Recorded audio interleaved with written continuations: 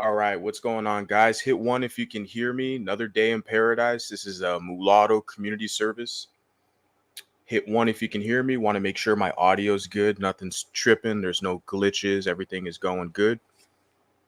So, yeah, I got a lot to talk about. And of course, your guys' input is essential. That's basically what keeps this whole operation functional. Your guys' input is extremely important.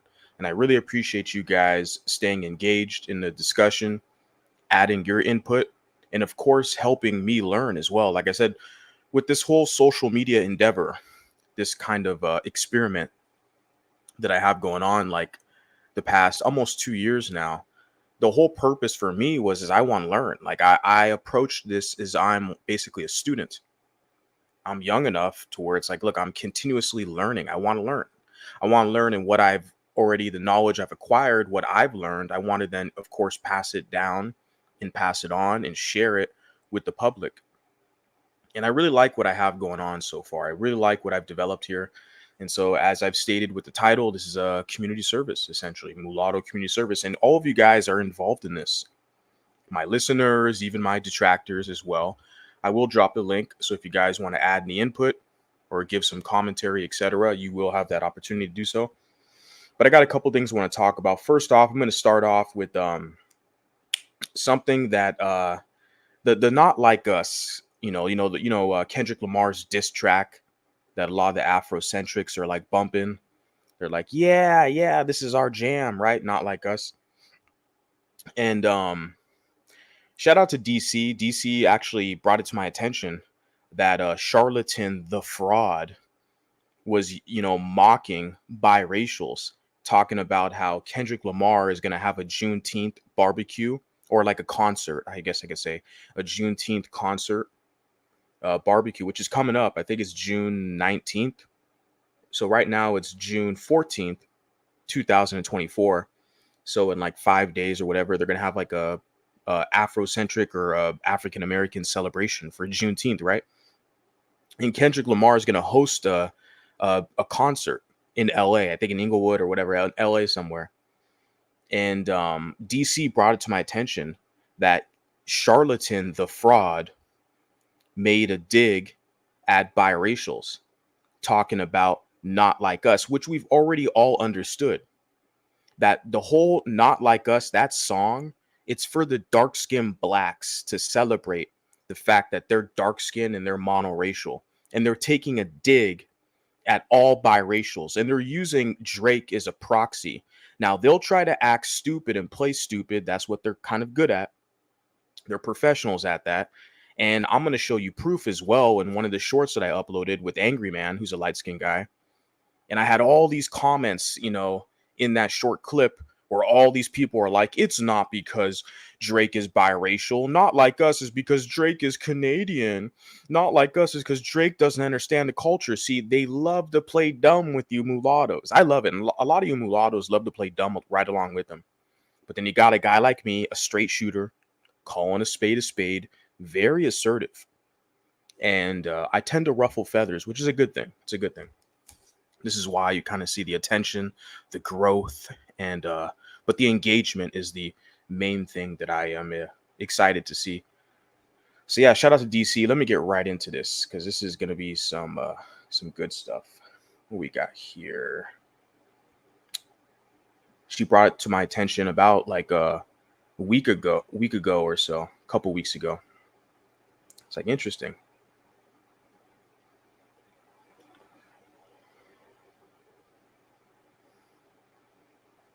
Think I can do fair use here. There we go.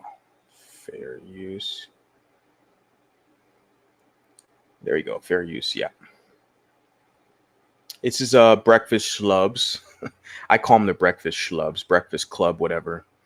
Breakfast Club. I don't watch them, but some of you guys do, and of course, there's good information. We know Charlatan a fraud. He's a scumbag. Okay, he's a hypocritical scumbag, and I'm going to talk about him again because someone brought to my attention about Tyla, situation with Tyla. And what you often find is if you're mulatto or multiracial or colored or whatever, you're pardo in Brazil, you're going to find a specific demographic who is going to viciously attack you for not identifying with them. They look at you as a viable target for their animosity. So we are going to talk about that today. And for all those who say I'm not balanced, tough, too bad, kiss my ass, or you can go somewhere else and listen to them. But over here, we're going to call a spade, and this conversation is going to be had. If it hurts your feelings or your pookie baby daddy's feelings, that's on you, ho. You can go somewhere else and cry over there. But we're going to call a spade over here, okay? So let's check this out. News is real. News is real. Hilarious. Jessica Robin Moore just don't do no lying. Jess is going to bring you numbers in 2 minutes. Yeah, absolutely. Like I said, I don't even listen to this stuff, right? This is like hip hop, celebrity gossip. It's funny. I just paused right here. Look on her right side. You see this cup that she has right here? You see that cup? It says love and it's a rainbow flag. They've positioned this stuff on their broadcast for years. I've noticed that. That's why they always have these liberal candidates. I think Kamala Harris was on this, Bernie Sanders, maybe even Hillary Clinton. And then remember, this guy who's on this show, Charlatan the Fraud, remember he was interviewing, what's his name, the current potato in chief, Sleepy Joe. Didn't he talk to him and Sleepy Joe told him, like, if you don't vote for me, you ain't black. He said that to a black male, the fucking court gesture on the show, Charlatan the Fraud. I mean, you can't make it up. So it's a liberal platform, pro-whack, Afrocentric liberal platform, anti-white, anti-mulatto. And they got one dummy mulatto here, DJ Envy. And you're always going to have characters like that. They're goofballs. They play the position as a court gesture, like a J. Cole. And remember, they always have to apologize to be in good standing with the blacks. They always got to apologize for their position. They're never unapologetic, right? The Bantus can be unapologetic, but not the mulattoes, not when you're around them. Okay, when you, seek their validation, like a DJ Envy or someone like that. Yeah. It's funny. I just paused. I noticed that. Oh, interesting. They got the symbology here. This rainbow flag says love. Yeah, this is what they're all about. Yeah, it's a liberal platform. I know I said I can't fly. Wow, like I can't fly no more. I'm gonna leave the stomach home and I'm gonna go. So like I said, the whole premise is Kendrick Lamar announces Juneteenth concert. Drake deletes K-Dot disses. Yeah, on Instagram. But we all saw the Kendrick disses on YouTube and all this stuff, his videos and all that. So he deleted off Instagram, whatever. I'm not gonna. They find this is their news for them. Drake, who has a private jet, multimillionaire, travels the world, has a global fan base. He has a large Instagram. I think his name is Champagne Poppy. Let me check and see what that dude's Instagram. I don't think I follow the cat, Drizzy, but I know the pro wax because he's biracial. They're going to be hating.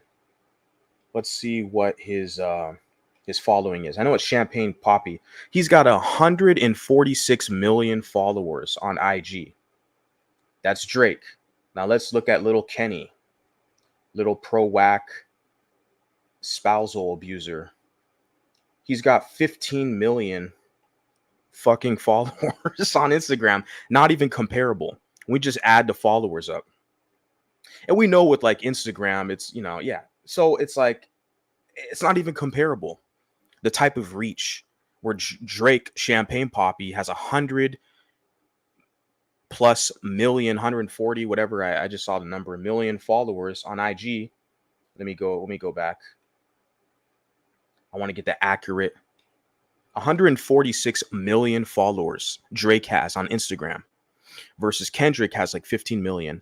It's not even comparable. Like the level of fame and the reach that Drake has. Remember, Drake helped Little Kenny and ASAP Rocky and all these degenerate Bantu backstabbers.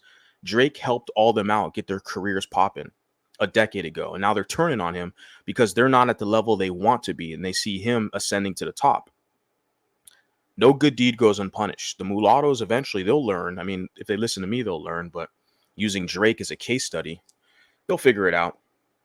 So this is precisely what we see. So Kendrick, remember, with the whole Not Like Us, he's going to do his little Juneteenth celebration. And it's basically dog whistling to the racist blacks, the dark-skinned racist blacks who don't like biracial men. They like the biracial women because they want more, bastard kids to absorb the mulattoes.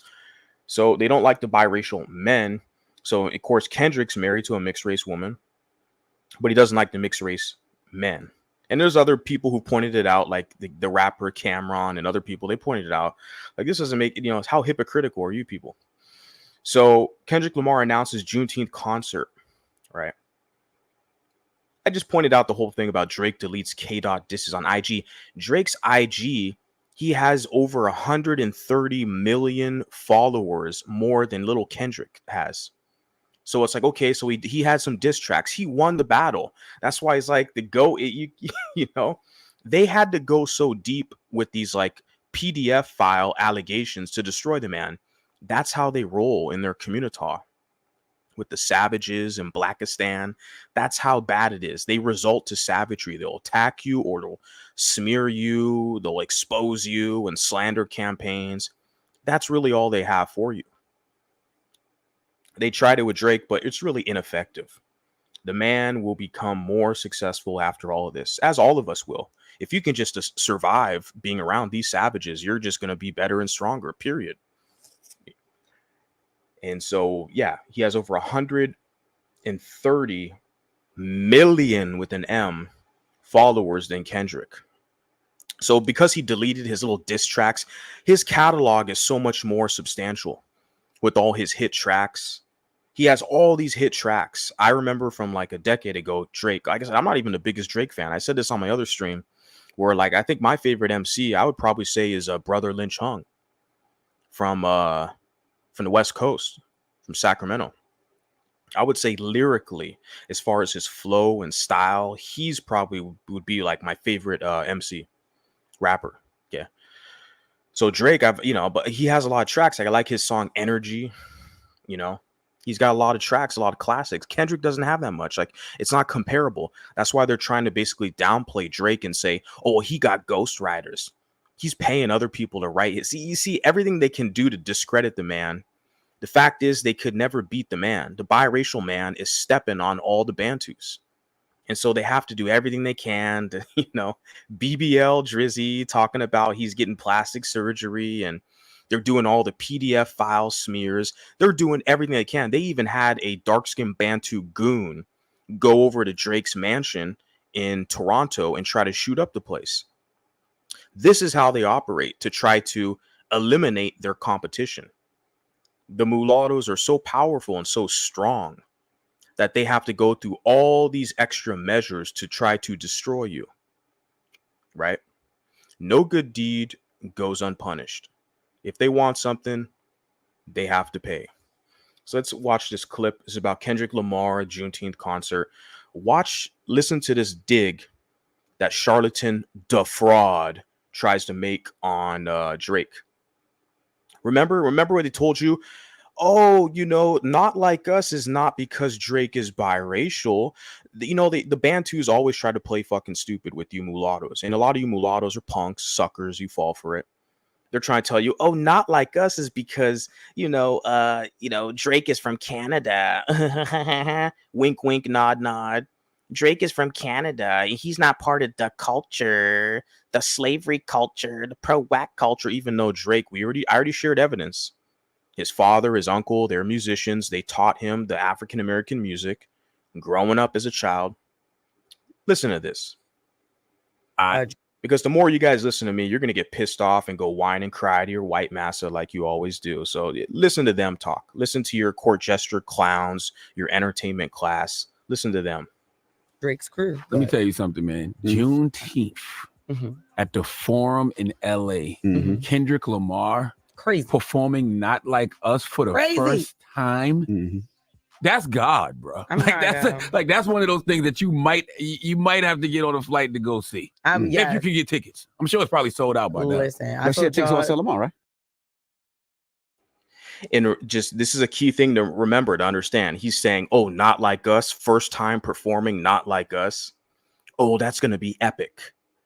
Because I even seen like on Threads, which is the Meta kind of Instagram. Whoa, what's going on? You guys can hear me? I think my internet's tripping. Now we're here. Something was going on. But yeah, I saw over on Instagram Threads, which is Meta. Threads is Meta, Instagram. It's like a X kind of copycat of X. But I saw over there where this woman's posting like the Not Like Us song. Of course, she's a dark-skinned Bantu. And this woman was like, oh, I'm going to listen to this. I listen to this song every day. She's like, she listens to that song 3 times a day to get her pumped up and ready to go to work. That song that Kendrick made was for all you mulattoes. The sad part is a lot of you mulattoes, I'd say most of you, I'm going to say it, the mulatto vanguard's going to say it. Most of you mulattoes are too fucking cowardly and naive and gullible to realize that Kendrick Lamar made that song to diss you because he has nothing else to compete with Drake against. I already shared the numbers. You look at the Instagram, Kendrick Lamar has 15 million followers on IG. Champagne Poppy, aka Drizzy Drake, the GOAT, he's got 146. It's not even comparable, the reach that Drake has. So they had to attack Drake's race, and they had to put like false allegations out, right? This is how the Bantus, this is how they're going to operate, the pro-wax. So yeah, this Not Like Us stuff, this is all just a slander hate campaign against mulattoes. And you got DJ Envy up here. I don't listen to this show because I already know this guy is what we call a coon lotto. He's sitting there with the Bantus thinking he's a part of their group and he's buddy. And secretly, they're all mocking him and laughing at him, all the light-skinned jokes. They don't like this guy. I don't even like the guy. I don't like none of these clowns. I don't like Charlatan, the fraud. I don't like this guy. I mean, he's getting a paycheck. Okay, you're going to, be a little sucker for a paycheck. That's what a lot of you do. And some of these clowns, they're even on YouTube. They're going to get their little YouTube pennies trying to be suckers for Bantus. I'm looking at this like, wow, you guys can't get a real job out here. You can't get any real business connections out here. You got to jump on YouTube and be a sucker and a fool, a court gesture for a couple YouTube pennies. But imagine what this guy, DJ Envy, is doing. He's getting like, big bucks, right? To be a sucker. Let's listen to this. Yeah, the pre-sale tickets are already on sale. They're gonna be sold out in 2 minutes. Absolutely. I know I said I can't fly. I can't fly no more. I'm gonna leave the stomach home and I'm gonna go. I really would love to go. I would love to go too. I gotta be in LA on the 14th for a book signing, but I would fly back out there for that. Juneteenth, black ass Kendrick Lamar on June. Black ass Kendrick Lamar on Juneteenth. Yeah, the Black Messiah who's married to his mixed queen. When I first heard Kendrick, like I said, I was working in the strip club. This is like a decade ago. So I was in my early 20s. And that's kind of when I started doing jiu-jitsu, started training martial arts. It was actually because there was a gym right next to the strip club I was working at. I mean, I wasn't a dancer, shaking it. I was like a doorman. I was like their security guy, doorman, right? Let me clarify. I wasn't a dancer in any of that. It was a strip club over in Anaheim. And the first time I heard of Kendrick was because, they played one of his songs, one of the DJs. So one of the strippers, was dancing to one of his songs. It was about some song about like, I think it's called Antidotes or something like that. That's the song. The song's called Antidote. That was one of his major tracks, his first songs. I think got a lot of airplay. But I just remember back then they positioned him to be some conscious rapper, some pro whack from LA. And just I'm from that area, right? Southern California, outside of LA, from the Orange County. And like even at that time, they had like Nipsey Hussle pop up on the scene. So they had these West Coast rappers, they got street cred, they from the hood, in that market, that's kind of what they sell. So they had Nipsey Hussle, but then yeah, they had Kendrick Lamar. So I remember working at that strip club where one of the ladies were dancing. They played that song. That's the first time I heard Kendrick with the Antidote song. Is called Antidote. And I remember, yeah, on the marketing, they tried to position Kendrick as this like conscious rapper, deep thinker, and all this BS, right? That's why he's this guy Charlatan the Fraud, who he's a buster. He's a shill for the liberals, right? He's a pro whack, and most of the Afrocentric pro whacks, they're liberal shills. And this clown calling him black ass Kendrick, right? The Black Messiah, married to his mixed queen, right? Juneteenth doing not like us. Yes. Can you imagine Kendrick saying to a crowd of black people, y'all can't say nigga no more?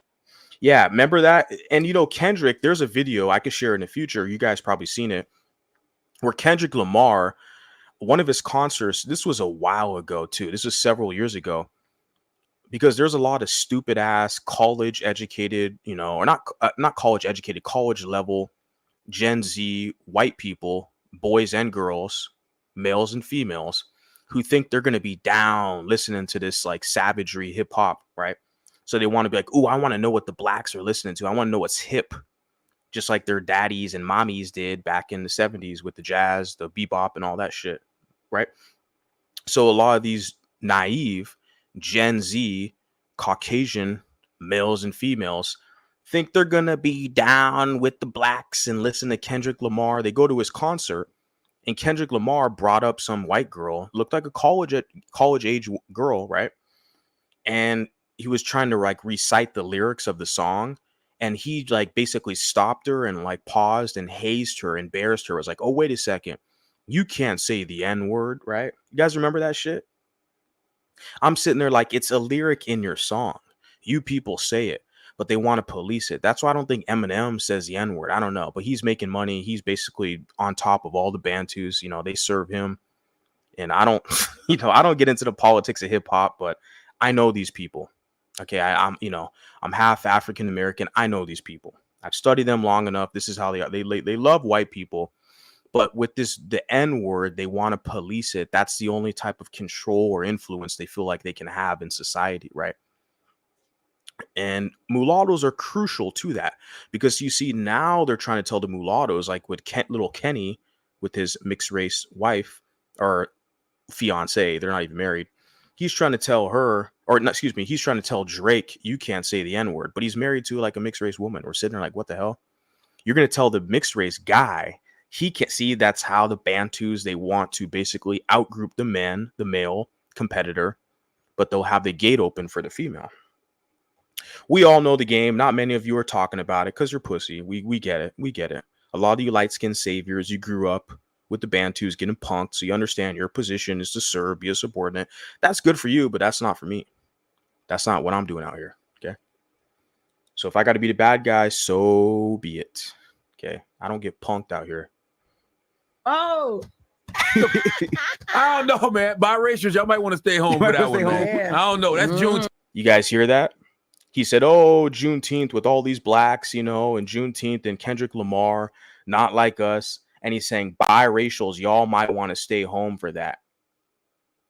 You see that slight dig? But wait a second. I thought not like us was because Drake is from Canada, because it's not about, he's not from the West Coast. He's not from the culture. But you see how Charlatan the Fraud just automatically just says, oh, wait a second, it's biracials. And DJ Envy's sitting here looking like a complete fucking fool. That's why I said I don't listen to these clowns. I don't like DJ Envy. There ain't no light skin love. This guy's not on my team. DJ Envy. He's another mark. He's a buster. He's a Bantu butt kisser. So he'll be treated accordingly like the rest of the Bantu butt kissers. I don't have no love for them. They're going to sit here and serve these individuals who are clearly positioning themselves as your opposition. This guy, Charlatan the Fraud's talking about, oh, biracials, you might want to stay home. And then this guy's going to sit there and laugh and smile. Ha ha ha, yeah, you're right. We're like, bro, DJ Envy. Like, bro, look at you, homie. I don't know, man. Biracials, y'all might want to stay home for that one, man. Yeah. You see that? I paused that. Charlatan the Fraud says, biracials, y'all might want to stay home for that. Oh, wait a second. I'm going to repeat it. I thought Not Like Us was because, what do you call it? Because Drake's from Canada. I'm looking at the sign, the book they got here. They got all this crap positioned specifically. Like I said, remember there was a guy on another channel, I think it was called This Might Be Risky.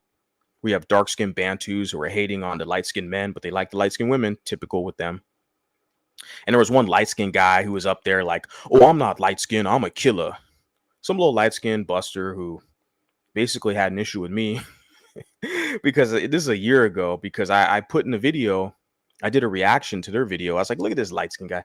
Like, they're always overcompensating to get in with the Bantu. And remember the guy had a poster on his wall, little light-skinned dude, of Biggie Smalls, right? He from the hood, he tough, he from the hood. And this guy was like, well, I'm not light-skinned, I'm a killer. See, you got light-skins who are saying they're not light-skinned. I don't know what the hell DJ Envy is, but he doesn't look like a Bantu, okay? Clearly not. But the Bantus will claim him, yeah, because they want him to bring his money to their community so they can take his money and give it to their Asians and their white masses. That's what they do. I'm looking at this book here, Real Life, Real Love. Is that Simone Sanders? Right? She's another Democratic shill. Let me see. Let me type up because that caught my attention right now when I paused this. Real Life, Real Love. Let's see. Is that book Real Life, Real Love autographed? Who is this? It's not Simone Sanders. Oh, it's his book. It's his book. It's DJ Envy and Gia Casey. Life Lessons of Joy, Pain, and the Holds Us Together. I think it's him and his wife. That's the book right here. Okay. I wasn't sure the woman here, but that's his own personal book. But I'm looking at, he's got Biggie Smalls here. I think he's a East Coast guy, so whatever. He's got Biggie Smalls. Whatever. This guy's just a mark. The fact that they're gonna sit there and mock. Who's this? Look at this. Look at this right here. DJ Envy is not mixed / biracial. What the fuck is he? He's not a fucking black. Okay. Black comes in all shades and colors. He's not albino. So you're saying, yeah, he's not mixed, he's not biracial. Okay, that's fine. He's not a fucking black. Okay. So, yeah, deal with it. So where do we go on from there? Yeah, he's an East Coast guy, right? This show, I think, is positioned on the East Coast, whatever. So he's got Biggie's there. Okay, that's fine. But he's sitting there laughing at them when Charlatan the Fraud is saying, oh, Kendrick's going to have a lit concert, blackety black Kendrick. He's going to be singing Not Like Us in front of all these blacks in Juneteenth concert. And Charlatan's laughing it off, saying biracials don't show up. You see, the whole song is about, see, that's how they try to sneak this and throw subliminals. But a lot of these idiots, they think they're so fucking slick. They can trick and fool all these mulattoes. A lot of these mulattoes are fucking dumb. They can tell them, oh, it's because Drake ain't from the hood. Drake ain't from West Coast. Drake is from Canada. He from Canada. He ain't FBA. You know, he ain't from the hood. And I'm sitting there like, bruh, that Not Like Us is because Drake is not a black. He's a mulatto. And then you got this mulatto guy, DJ Envy. I mean, Lola in the chat saying he ain't mixed biracial. Okay, yeah, whatever. Yeah. He's not a fucking black. Okay, so I guess he's Latino then. Okay, that's fine. Whatever. Not a black. And I just, you know, people love to play stupid. But the thing is, I'm not playing stupid with these people. And that's why people have an issue with me, because it's like, look, and like I said, most of my detractors are not even Bantus, to be honest with you. Most of my detractors are the biracials that have bastard kids by the Bantu, right? Because they know I'm basically spoiling their party. They've had it all good up until now. Now that we have the microphone, now that we have a voice, we see the type of arrangement they have going on, and we're basically exposing it. We're basically broadcasting, saying, hey, look, this is what they're doing. This is the slurs. This is how they're working behind the scenes. to basically devalue you as a man, to essentially cuck you. Now, a lot of these guys, I can't, basically defend because they position themselves to be fucking punks. But if you got a guy who's a soldier, who's fighting, who's out there on the battlefield, and you're not going to back him up, like a J. Cole, some clown like that, like, come on, his career is basically going to go down the shitter. And like I said, Drake ain't going nowhere, baby. Drake is only going to grow from this because he's got people going to support him. I support him now more than ever. Like I said, I never really fuck with Drake like that. Like, he has some good tunes like Energy and a lot of other songs. He's a singer, right? He's kind of what do you say? He's like versatile because Drake can sing and he can rap, right? And then Chris Brown's kind of like that too. He can sing and rap because Drake sings in a lot of it. He did a collab, right? Drake did a collab. I think it's called No Guidance. That was a major hit in 2020 with Chris Brown and Drake. It's a love song. They're both singing and shit, but they can both switch it up and both rap too. That's the thing. So, both of them cats get a lot of hate because they can take other dudes' chicks. Basically, this is what it comes down to. This competitive nature. And that's what Drake pointed out in his song with Family Matters, where with Kendrick, he's been, married. He's been engaged. He's not married. Just pause. He's not married. He's been engaged to Whitney, his mixed race queen, for like 10 years. He still hasn't married her. Yeah, because like his girl was fucking one of some other dude, one of Kendrick's managers. And that's what Drake and that Family Matters is talking about. And it's, let me continue on with this. That's God, bro. Like Rolex dealer. Okay. People think the caption is addressing the fact that Kendrick questioned the loyalty and strength of Drake's crew. Let me tell you something, man. Juneteenth at the Forum in LA, Kendrick Lamar performing Not Like Us for the first time. That's God, bro. That's one of those things that you might have to get on a flight to go see. If you can get tickets. I'm sure it's probably sold out by now. Listen, Charlatan the Fraud is probably the biggest suck butt, sock puppet shill on all of Black America. And you know what? A lot of Black people, they know that. They agree with me. I got a lot of Black people, African Americans who listen to me, agree with me. They know a lot of things I say might hurt. A lot of things I say might sting, but they know it's true. I've had the following since day one, since I started this shit. I know a lot of these cats, they listen, and gals, whatever, listen to me. And it's like, you cannot disagree that this is the same guy, Charlatan the Fraud, who let the current president, Joe Biden, Sleepy Joe, stand in front of him and literally tell everyone, if you don't vote for me, you ain't Black. What did this guy, the shill charlatan, what did he say? Nothing. Didn't say anything. He let a white man dictate to him who gets to be Black and who doesn't. So this guy's credibility has been tarnished and destroyed. He has no credibility. Like, even I was talking about Nick Cannon the other stream, where it's like the guy has no credibility. So I'm looking at Charlatan the Fraud. He has absolutely no credibility as far as I'm concerned. How can you take him seriously for anything? Politics? You listen to him speak. He's a buffoon.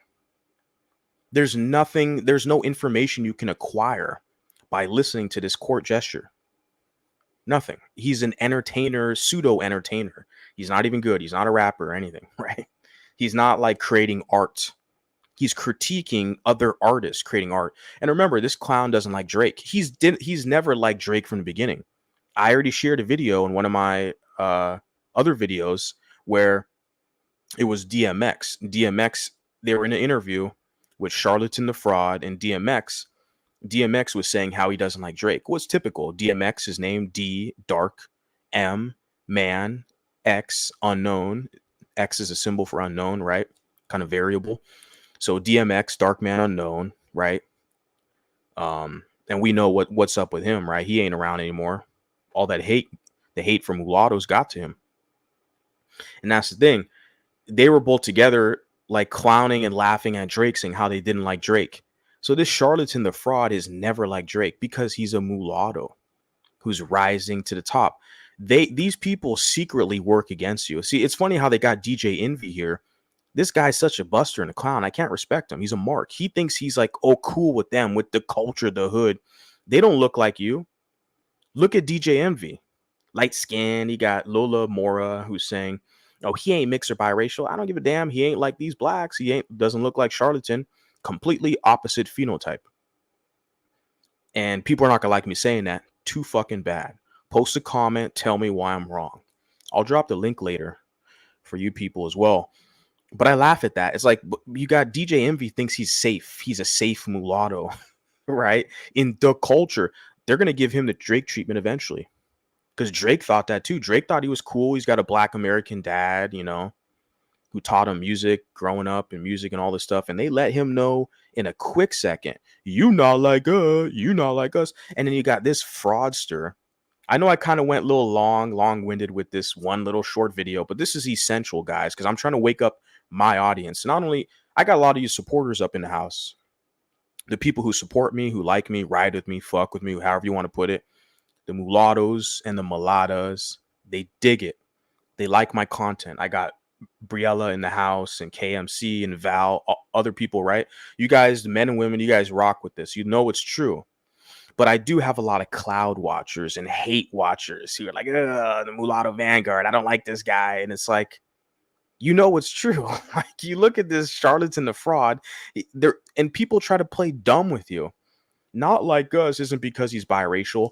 Then why the hell did charlatan the fraud just tell biracials jokingly? That's because it's all a joke when they diss you. But when you joke about their black ass, then all of a sudden it's white supremacy racism, right? You can't joke about them. They can joke about you. No, I joke about all you people. You want to joke, make the light skin jokes. We make the dark skin jokes over here. That's how it works, homie. Go cry to your white massa. Have a good day. And that's the thing. Like, he's going to try to pass it off as a joke.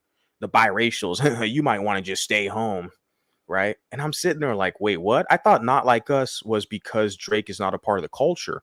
Oh, so it is because he's biracial. I got it.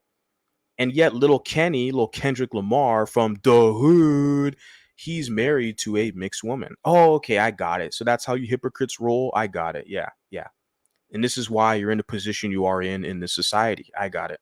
On a flight to go see. If you can get tickets. I'm sure it's probably sold out by now. Listen, I shit tickets on sale tomorrow, right? The pre-sale tickets are already on sale. They're gonna be sold out in 2 minutes. Absolutely. Mm-hmm. I know I said I can't fly. Wow, like I can't fly no more. I'm gonna leave the stomach home and I'm gonna go. Like I really would love to go. I would love to go too. I got to be in LA on the 14th for a book signing, but I would fly back out there for that Juneteenth. Black ass Kendrick Lamar. You hear that? Black ass Kendrick Lamar. He the black messiah. Ooh, girl. He dark skinned girl. And he got his light skin preference, girl. And I love it. This is why I don't do the divester. I don't do the pro black woman shit on this channel or pro black man, because I understand they both work together against mulattoes. Because, like I said, I see it all over on social media, all these dark skinned queens promoting Kendrick Lamar. They not like us. We from the hood, Afrocentric. And I'm sitting there like, but look at who he's married to. Kendrick Lamar is married to the mixed race preference. All of a sudden, they forgot all about that. It doesn't even cross their mind. They just forgot all about the fact that this dark-skinned Bantu rapper, Kendrick, is married to the mixed race queen. I thought that's colorism. Isn't that what they cry about on social media all day, every day? All these channels, Chrissy and all these channels, BWE, Divester, they cry about dark-skinned Bantus and their colorism. But yet, look at how they turn around and they side with the dark-skinned Bantu and his light-skinned mixed preference to hate on the light-skinned mixed man. You can't make this shit up. And I see this stuff, and I'm sitting there all around. I'm looking at this like, oh, okay, interesting. You see? Yeah, they always side with each other against the mulatto man. But then you got mulatto man, or I don't know what the hell this guy is, DJ Envy, whatever he is. He's getting a paycheck. Okay, that's fine. Yeah. On June. And they all got their books to sell. This fraud, shill, da god, I call him da fraud, charlatan, da fraud. He's got his book here. He has a book called Black Privilege as well. And he has a book here, Get Honest or Die Lying. Who's going to buy this guy's shit? You know, only the people in, like, only other, like, you know, hood bookers, basically. Are any intelligent white people in academia, are they going to buy his material and study it? Why? We got Noam Chomsky. We got, Isaac Newton, Shakespeare. We got all these other people we can study, the philosophers, the Greek philosophers. Why would we care what this grifter, shill, knucklehead, court gesture is the perfect term to describe this guy? Why would we buy his material and read? We don't care. To me, it's basically the same as like a black feminist. I mean, that's the material he's producing is about the same. Basically a black feminist. The black feminist will support him, yeah, because he's a Bantu, because they all side with each other against mulatto men, of course, right? They're against the patriarchy and white man and all this stuff. And because you're mulatto and you're a man, you're male, you're closer to white male patriarchy than they ever will be. So of course they're going to be against you. So you guys see the liberal structure here. Okay, let's continue on. Doing not like us. Yes. Can you imagine Kendrick saying to a crowd of black people, y'all can't? He was saying black ass Kendrick. Can you imagine Kendrick saying to a crowd full of black people, you not like us? And then right now, you're going to play it again. He's going to listen. You listen, guys. He's going to say, oh, you biracials, you just stay home. And he jokes about it. And I'm sitting there like, you people aren't offended. I know DC's in the chat. Shout out to DC because she shared this with me. I didn't know. I don't watch the Breakfast Club. I don't like these clowns. They're all fucking court gestures. But DC shared it with me, so I want to share with you guys. This is what this community is essential. And I'm sitting there thinking to myself, how is this a joke? Like, he's letting you know all along what it's always been about. Not like us is because Drake is biracial and the Bantus, now they developed a song, a racist song, to let the biracials know you're not a part of their group. I've already knew this. I've been doing this social media for 2 years. I knew this. This whole Drake and Kendrick stuff is really good for me to help boost me kind of in the algorithm, even though they're shadow banning me because the word mulatto, right? They don't want to give press and publicity to this. But I've already knew this for a minute, for the past several years. Several years at this point. I was like, look, there's a huge split going on. That the mulattoes, a lot of them are just not aware. They haven't awoken yet. They haven't got their epiphany moment or their biracial wake-up call, whatever you want to call it. They don't get it. That a lot of these Bantus, the former slaves, they're putting a target on your back. And they're sitting there trying to play it off like it's a little joke and all this stuff. We're like, well, wait a second. What if we did the same thing to them? They would cry racism to their white massa for the next 500 years. Right? It's colorism. You're a white supremacist. You're a racist. You're choosing the light skin, the mixed person over the dark skin. They'd fucking cry. But somehow they feel like they're justified because they're proud victims. They're allowed to basically outgroup, exclude, and be hostile towards you as a mixed person. And mixed people sign up for it. That's why I laugh. I look at like people like DJ Envy. Like, this guy's a mark, and you're a man. If it was some lady like they had before, some Blasian, what was her name? Angela Yee or something like that, whatever. If you're a lady, especially if you got bastard kids by one of these Bantus, I get it. You're just, you're already done. You're tainted by Pookies, whatever. But it's like, you got a dude, this DJ Envy, you're sitting here smiling. Like, bro, what's your deal, man? You're trying to make us look weak out here? No, then we got to let you know what's up. Say nigga no more. I don't know, man. Biracials, y'all might want to stay home for that one, man. Yeah. I don't know. That's you guys hear that? I don't know, man. Biracials, y'all might want to stay home. Wow, really? I thought it's because Drake was from Canada. Oh, yeah, that's right. It's because Drake's biracial. You people ain't fooling nobody. You're not fooling me. I don't know, man. Biracials, y'all might want to stay home for that one, man. Yeah. I don't know. That's Juneteenth. That's gonna be blackity black in there. You hear me? It's going to be blackity black. You know what I'm saying? Biracials, you might as well just stay home. And you got a lot of biracials who listen to this shit and laugh and, yeah, you're right. I'm more black than that biracial over there. And I'm like, bro, just because you get on your knees and suck off the Bantu and you have, the Bantu's bastard kids, you're a baby mama, that doesn't mean you're blacker than any other biracial out here. Like, it's so sad. And even like I was listening to For Light the other day where I really agree with what he was saying, where it's like you have a lot of these biracial baby mamas where it's like they don't want dark-skinned black women's skin. They don't want dark-skinned black women's hair texture or skin, but they want the same mannerisms and attitude. They want to act like a dark-skinned black woman. They want to sound like her. Some of these biracials, you guys will listen to them on YouTube or wherever. They try to sound like they're some dark-skinned black woman, like they're from the hood and all this. And like, okay, that's what they have to do. Because you look at them, it's like they don't even look like black. They look like a Mexican that ate too many tortas. So that's their method to try to get in good with the hood. You know what I'm saying? But they'll never want to trade in their light skin, their their good hair, etc. Right? They don't want to trade that in to look like a black woman. But they still want the black woman status. They want the mannerisms of black women, because black women in Black America, it's a matriarchy. It's the only community in America that's literally functioning as a matriarchy. And they look at the results. They're underperforming compared to other ethnic groups. And what they'll do is they'll try to flip it with academic jargon and say, well, it's because of white supremacy and institutional racism and all these discrepancies and, inequalities. But really, it's because they're a community that functions where the women make the rules. It's not natural with the social order and nature. It's really not. That's why I usually make the reference of hyenas, because it's reverse gender role. The hyenas are the only animals in basically the animal kingdom where the women are the female, are the basically leaders of the pack, so to speak, and the males are subordinates. That's why other people, even blacks, like I first heard this hyena analogy from a black woman. Her name was Crimson Cure.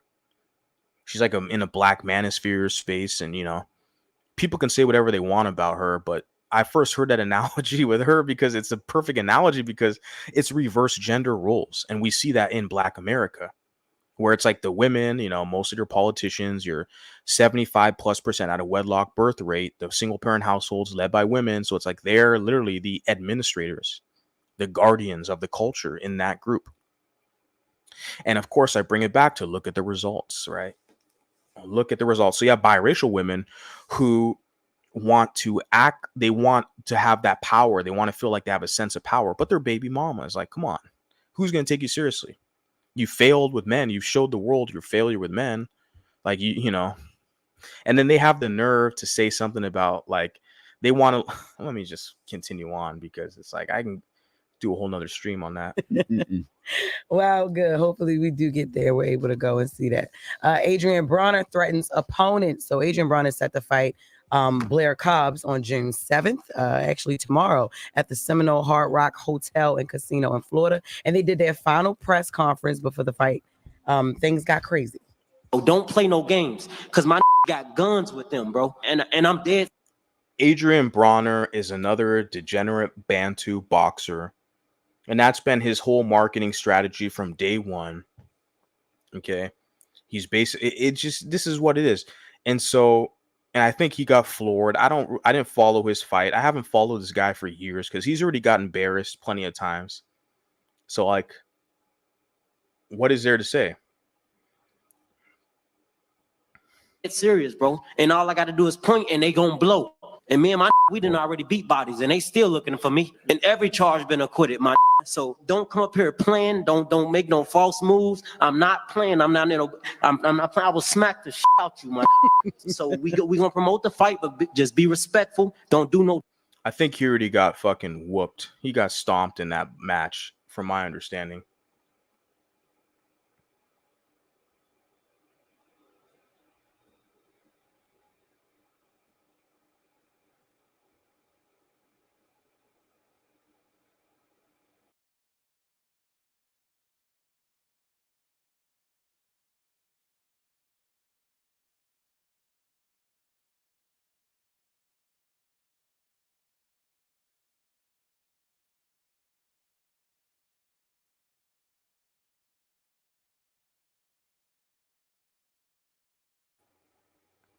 Yeah, sorry about that. My internet's tripping right now. Sometimes it happens when I have a lot of like tabs open, and I got to figure out what's going on.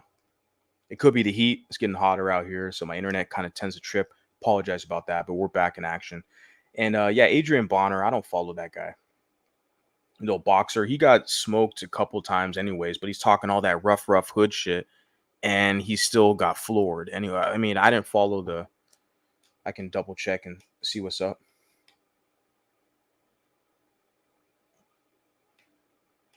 His last fight. And of course, he's fighting a light-skinned guy, mulatto guy. That's why, because you have to understand, the Breakfast Club is like a majority Bantu audience, right? All the celebrity gossip, that's what they like, right?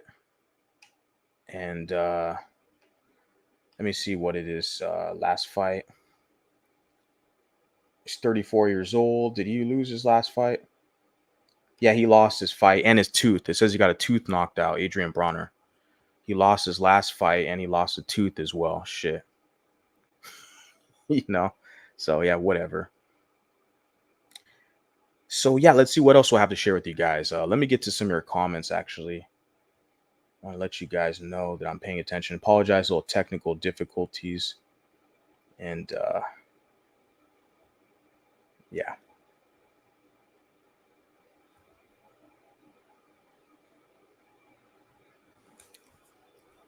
Said Bonner got knocked out and his preference right after filed assault charges. So he has a preference. Let me see, because you know that's typical with the dark-skinned Bantus. They got their preference.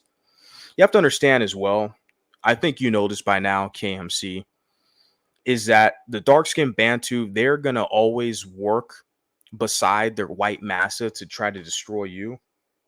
If you're a mulatto, if you're a light-skinned or a mulatto guy, the Bantu is going to work with their white massa to try to destroy you. That's what they're doing with Drake, right?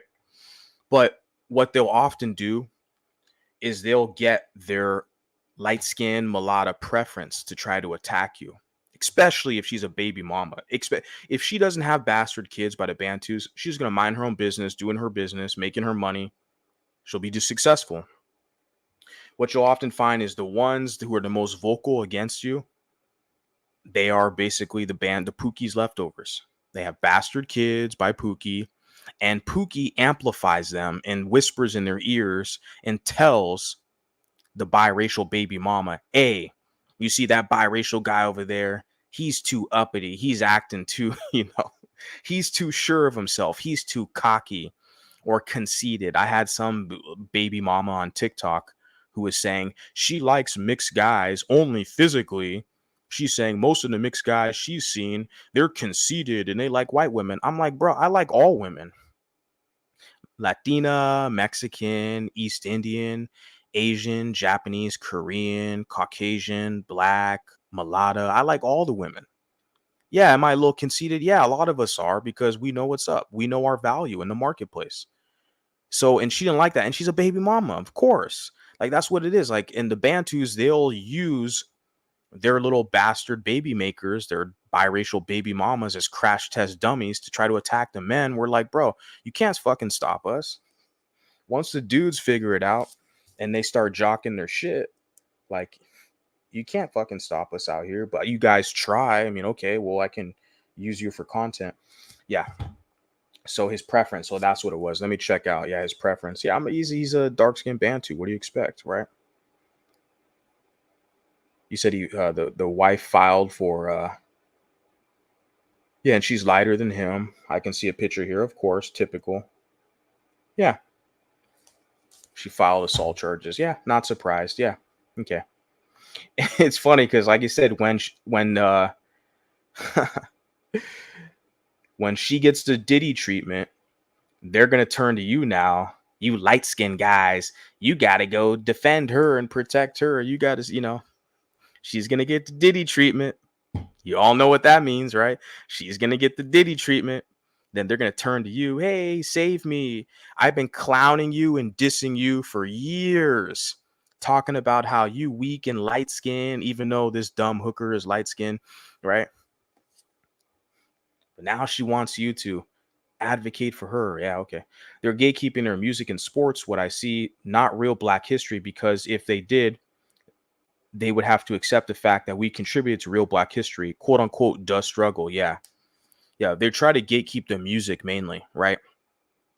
They can't gatekeep the basically historical achievements like W.E.B. Du Bois, Thurgood Marshall, Barack Obama. That's why you look at Charlatan the Fraud, the rest of the Bantu degenerates. They look like fucking idiots because Yeah, we are their history. We've helped them for the past 300 years in this nation, from Frederick Douglass and even prior before him. The mulattoes have always helped them.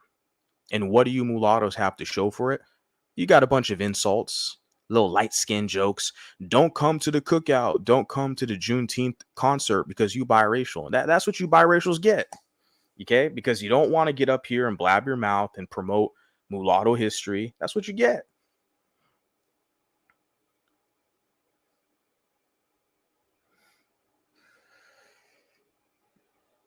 So this is why they don't do as well as other racial demographics. There's other factors as well. I'm not going to say because it's, just specifically because of the single parent household situation, but there's a bunch of other factors. There's a book you want to check out. It's called, I got a lot of hate when I first started this channel. I did a live stream and there was some some simp enforcer who was hating on me for pointing this out, but there's a book. It's called The Bell Curve, right? If you read that book, The Bell Curve, it mentions a lot about that. The genetic and cultural differences between different groups and how some groups excel in academia versus others. And what your detractors, your Afrocentrics, your pro-wax who are from the hood, what they'll tell you is, well, the book is considered racist. We're like, well, why? Because it points out graphs, data, statistics. So according to them, math is racist. I'm like, well, what's really racist about it? Oh, well, it was voted as a racist book. I'm like, but why though? Why? They can never tell you why though. Why is that book so racist when it presents data, statistics, graphs, analysis of why? Look at the test scores and measuring IQ, which is intelligence quotient, of some groups and their cultures, their value system compared to other groups. It's wasted. The mulatto vanguard, you wasted. You won't let me laugh at you for being light-skinned, mulatto vanguard. You wasted. You bald-headed mulatto vanguard. You won't let me laugh at you. I want to be a featurist against you, mulatto vanguard, because you bald-headed. I want to be featurist, but you can't talk about my feature and my texture, mulatto vanguard. You be wasted. I'm going to tell my white matha, mulatto. I'm going to report you, mulatto vanguard. I'm going to expose you. You wasted, right? And after that, what else did they have? Nothing, right? Bronner got knocked out and his preference. Oh, yeah, I think I already read that. The black community doesn't function well is because usually women can rely on the men. Based off black men's statistics in America, they can't really be relied on by their women. Interesting. Crimson Cure believes mulattoes like Drake, Kendrick are black. She believes that you are what your father. Yeah, she does. Yeah, she follows that doctrine. I think she's Muslim or is Islamic Muslim. Yeah, she pushes the whole see to your father. I know. I've heard enough of her. I've listened to enough of her streams to know that she pushes that doctrine, the see to your father stuff. Like she'll say that Meghan Markle is a white woman, right? Because Meghan Markle has a black mom but a white father. So she'll say that Meghan Markle is a white woman, but she'll say like a Drake or Alicia Keys is a black woman because the father's black. Yeah, a lot of these people, man, their philosophies are very conflicting. Very conflicting philosophies. And I'm gonna get to more of your guys' comments, but I want to talk about Tyla as well. I had somebody who shared something with about Tyla, and I do want to get into that. Let me see what I got here. Yeah, because my stream got kind of disrupted. Just give me a second. I'm gonna get this stuff back up. All right, I got to figure out. All right, we're good. We're back. All all skin love mulattoes do come from black and white, as this man who goes by Mulatto has shared over the years. And I can't talk about much rap, of the 2010s and beyond.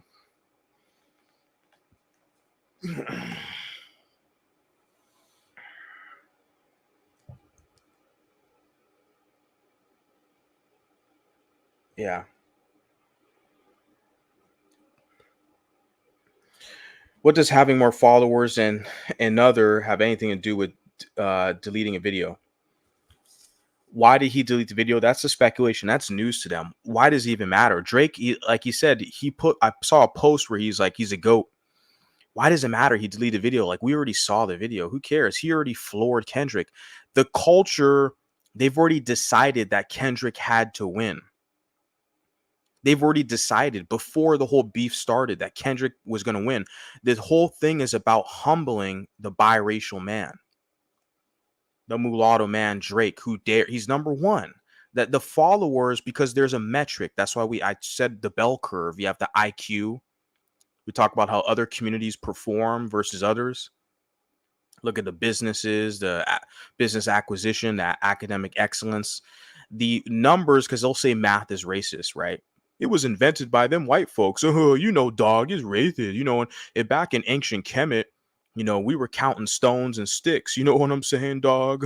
Before the Asiatics and the mulattoes came in and ruined it. You know what I'm saying, dog? But my white massa, you know, he developed this math and stuff and this statistics, and it is racist. You know what I'm saying, dog? So the numbers it is a factor.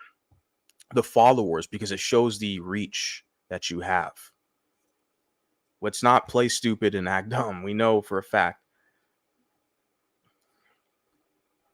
Your versatility, your ability to adapt and connect with a broader audience, as Drake has done. He's big not only with white America, he's from Canada, so the Canadians in the United States, in Japan, in Tokyo, and which Tokyo is the largest metropolitan city in the world. He has a far extending reach. I was over in Belgium and Brussels at one of the bars there, and I was talking to this guy. I think he was from Turkey, but he moved to Brussels to work and stuff like that. Met the guy, he's a cool cat, and I was telling him that I'm a fan of Drake. I like, because he asked me, "Oh, who are your favorite rappers, whatever?" And I gave him a couple names of some old school guys. And I put Drake in there. I was like, yeah, Drake, I like Drake. He's cool. I listen to his stuff, right? So it's like everyone around the world knows who Drake is. Kendrick, he's only for the pro-wax and the misfits and outcasts and LGBT, basically the black LGBT, you know, the Afrocentrics. They're the ones who are like, oh yeah, Kendrick, you from the hood, you got the mixed queen, you a dark skin, you know, yeah, right? Nobody else in society is down with that shit. They tried eliminating the rapper X Luke. Look how they tried X and OFC. It was dark skinned Bantus. Yeah. Yep. I wanted to play this actually. Let me get into this because right after the charlatan, the fraud, I wanted to get into the whole, you know, when they try to tell you not like us, it ain't because Drake is from Canada. That's why we say not like us. He ain't from the culture, you know what I'm saying? We pro whack and we fucking slave from the culture. We all work for our white massa. Man, we drive cars that were made by the white man. We drive the Chevys and we drive the Ford. We drive the, you know, Mercedes. The white man made my car, man. You know what I'm saying? All the technology, the white man made the car, but you know, the white man, you know, we got a black culture, you know what I'm saying? We from the hood, and you know, we put hot sauce on our chicken, you know what I'm saying? We from the hood, so the white man, you know what I'm saying? I work for the white man, but he ain't from the hood, you know what I'm saying? And Drake, you know, he ain't from the hood, he's from Canada, you know what I'm saying? So they want to play games and fool you naive, gullible ass mulattoes. And a lot of you fall for it, sadly. Most of my detractors are these mulattoes who think that they're down with the hood. Maybe if they can do a couple more little salsa dances, a couple more salsa moves, and they can rap a couple more little hip hop lyrics. Okay, maybe the Bantus will like them a little more, you know. And eventually you'll get the Drake treatment. And the pressure will be so high. Eventually, what you're going to do is you're going to do some research. So you're going to run your little light-skinned ass over on YouTube. You're going to type in mulatto. And guess what? My shit's going to pop up, homie. Then you're going to find me. And that's why all of you are here already anyways. Because you all found me. I'm not recruiting none of you people. I already know a lot of you. You're going to serve the Bantu. You're going to throw shade at other mulattoes to serve the blacks. I already know. But eventually, you mulattoes, you're going to get the Drake treatment. And you're going to try to find some answers. Why are these blacks mistreating me? Why are they telling me it's my fault because I didn't act right? Or something like this is not what they tell you. You didn't act right, right? Drake didn't act right. Mulatto Vanguard didn't act right. All these mulattoes, they didn't act right, right? Isn't a coincidence, right? Maybe it's because they're envious and jealous of you. Maybe it's them, not you. You just haven't figured it out yet. So the whole not like us, they not like us. They ain't from the hood. They ain't working for their white massa, putting hot sauce on their chicken, dog. They ain't from the hood, man. You know what I'm saying? They ain't from the community, We a little drill rappers, dog. You know what I'm saying? I'm from the hood, dog. They don't call us mulatto, dog. They call us high yellow because I'm from the hood, dog. You know what I'm saying, dog? I can rap. So we have this light-skinned guy, angry man, which when he talks politics or he talks relationships, dating, I don't even care. I don't care. I know he's Black Manosphere guy. I don't care. But he's definitely taken the mantle as far as this whole Drake situation is going. And he's rocking with Drake. So because he's rocking with Drake, guess what, homie? I'm rocking with him. Yeah, you're right. And that's for all you mulattoes out there. See, because a lot of you people, you're not on code. You're marks and busters, like we have DJ Envy. Okay, rest of these clowns. We're going to throw other mulattoes under the bus to serve the Bantu. And you know what? Eventually there's going to be enough of us out here, people like me, to where you guys are going to feel the pressure. We're going to be mocking you so much and so consistently to where they're going to feel pressure from us. They're not going to be able to intermingle around us without getting that kind of heat, that backlash. We're going to be like, look, just go back over there, take your ass whooping from the Bantu. Don't come over here because it's going to be worse. The grilling, right? It's going to be a lot worse over here. Once we see how you operate, how you're duplicitous, right? Don't go back over there with them, okay? Look at this guy. Listen to this guy. This guy's on our side, essentially, with this whole Drake situation. I know Not Like Us was not about the West Coast versus the world. Not Like Us. They not like us. He's talking about light-skinned people. He's talking about biracial people. Right? Not like us. It's not about the West Coast versus the world. As all these idiots who want to act like we're just as stupid as them, they want to trick you and lie and pretend and act dumb and be like, oh, not like us is not because he's biracial. It's because he's from Canada. He ain't from the West Coast. Didn't Charlatan the Fraud, I just shared with you guys, Charlatan the Fraud literally told you jokingly, because that's what the racist will say. It's a joke. But when you joke about their dark ass, then they cry like bitches. Oh, you're a texturist. You're a featurist. Mulatto Vanguard, you're a colorist and featurist. Wait a second. I'm just joking with you, roaches. It's all good, which is a joke. Don't take it seriously. I'm just joking. We can all laugh and joke, right? So that's what they'll tell you. Oh, it's just a joke, like Charlatan the Fraud. Oh, biracials don't come to the cookout. Biracials don't come to the Juneteenth celebration. Kendrick's going to sing Not Like Us. Wait a second. I thought Not Like Us was because Drake is from Canada. So which one is it? Is it because he's biracial or is it because he's from Canada? Because you want to act confused and act stupid, and they'll push their confusion and stupidity onto you. But over here on this channel, we really know what's up. We know what's popping. I've curated an intelligence audience. If you're a knucklehead and a fucking idiot, you'll clearly get exposed, and we'll just basically tell you, look, go exit stage left over there, or just stay in the comments. Stay in the comments. You're going to learn. You're going to get a history lesson, and eventually you'll be able to develop some sense. And then you can, of course, comment and, engage more thoroughly in the conversation. But if you don't know, now you know. He's talking about anybody that's not his complexion. That's what he's talking about in that song. You Negroes can sit back and pretend like you. I like how he just is straightforward, right? You Negroes can sit back and pretend like you don't know what it is. He's like, well, I'll help you out. We all know what it is. Don't know what it is. Well, I'll help you out. And I shared this. I don't know how many views. I think it got a lot of views because it's not even my original content. It's this guy's content. And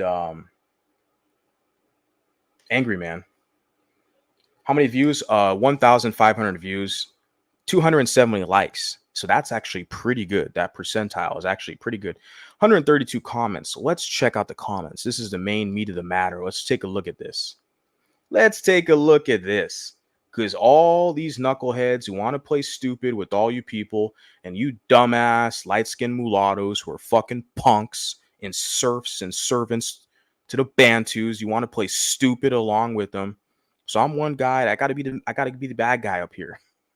I gotta be up here and, you know, basically provide some clarity for you wissies and simps and suckers out here serving Bantus. I gotta be the bad guy. Okay. Look at this right away. Rudy Lima, he was talking about Canadian not like us. Oh, really? Well, why was it that Charlatan the Fraud was saying biracials don't go to the Kendrick concert? Why did he didn't say Canadians don't come to the Juneteenth concert. He specifically said biracials. Which one is it? They love to play stupid with you people. And I'm just laughing because these mulattoes love to play fucking stupid right along with them. But then when I grill their ass and let them know what time it is, they want to cry. Oh, no. So shout out to Crazy, says right here. No, Canadians are definitely like us because they're North Americans. The Canadian people are more closely related to the Americans, United States, right, than any other country, nation on the planet. Everyone knows this, right? Everyone knows, like, the Canadians are like our next door neighbors. And they're the most closely related. That's why a lot of Canadians, if they travel, I'm pretty sure they know. I have Canadians who follow me, where there's people who will kind of probably mistake them for being Americans. But a lot of Canadians will have to correct them. Well, I'm actually from Canada, not American, right? Because people will mistake them for being Americans because they're the most closely related to us as far as culture-wise and every aspect of it. So yeah, the whole Canadian argument, it's not really working, right? It says, hell nah, they're on some how do you do shit, some knucklehead idiot. Culturally, they are not. And it says Shane Weeded. Yeah, like your culture is so sophisticated. Everybody has access to your culture. Everyone has access. You got Chinese people and Russian people mimicking, and they're making money off your culture. You're not special out here, bro. We got, so you are saying Mexico has the same because they are North Americans. Isn't Mexico Central America, according to your logic? No, they're not like us in hip hop culture. This was a culture thing. We so diverse in the United States at the North. Yeah, Rudy Lima, he's not even a black Bantu. He's a Latino butt kisser. Okay. Lima, right? He could be talking about anything, but you chose to say he's talking about light-skinned people. What the F are you talking about? Sunset. You see how they act so stupid. And I'm telling you, it's because a lot of you mulattoes act stupid with them. When we just saw the other idiot, Charlatan the Fraud, who literally said, oh, with Juneteenth concert, it's going to be all black people. They're going to sing Not Like Us, black ass Kendrick. You biracial, just stay home. He didn't say you Canadians just stay home. He didn't say Mexicans, you stay home. He literally attacked biracials and said, you biracials stay home. But it's a joke, guys. It's okay. Because he's a dark-skinned Bantu. It's okay. He can joke about you biracials and mulattoes. You light skins. Caping for the Bantus. It's okay. He can joke about you. That's fine. His white massa approves. But when you joke about them, what do? They report your channel. They flag your channel. They whine and cry for the next 500 fucking years. Too bad. Let's continue on and see what else we got in these juicy comments, because they are juicy. Not at all, old head. Right. Someone hasn't heard the song Complexion. Definitely tripping. People love to project. I'm sensing this dude got some deeper issues. You know? Look at these guys. And that's exactly how most, not all, but most feel about us. They are quick to throw our mixed race into any discussion. Why? Because we make them uncomfortable. Yeah.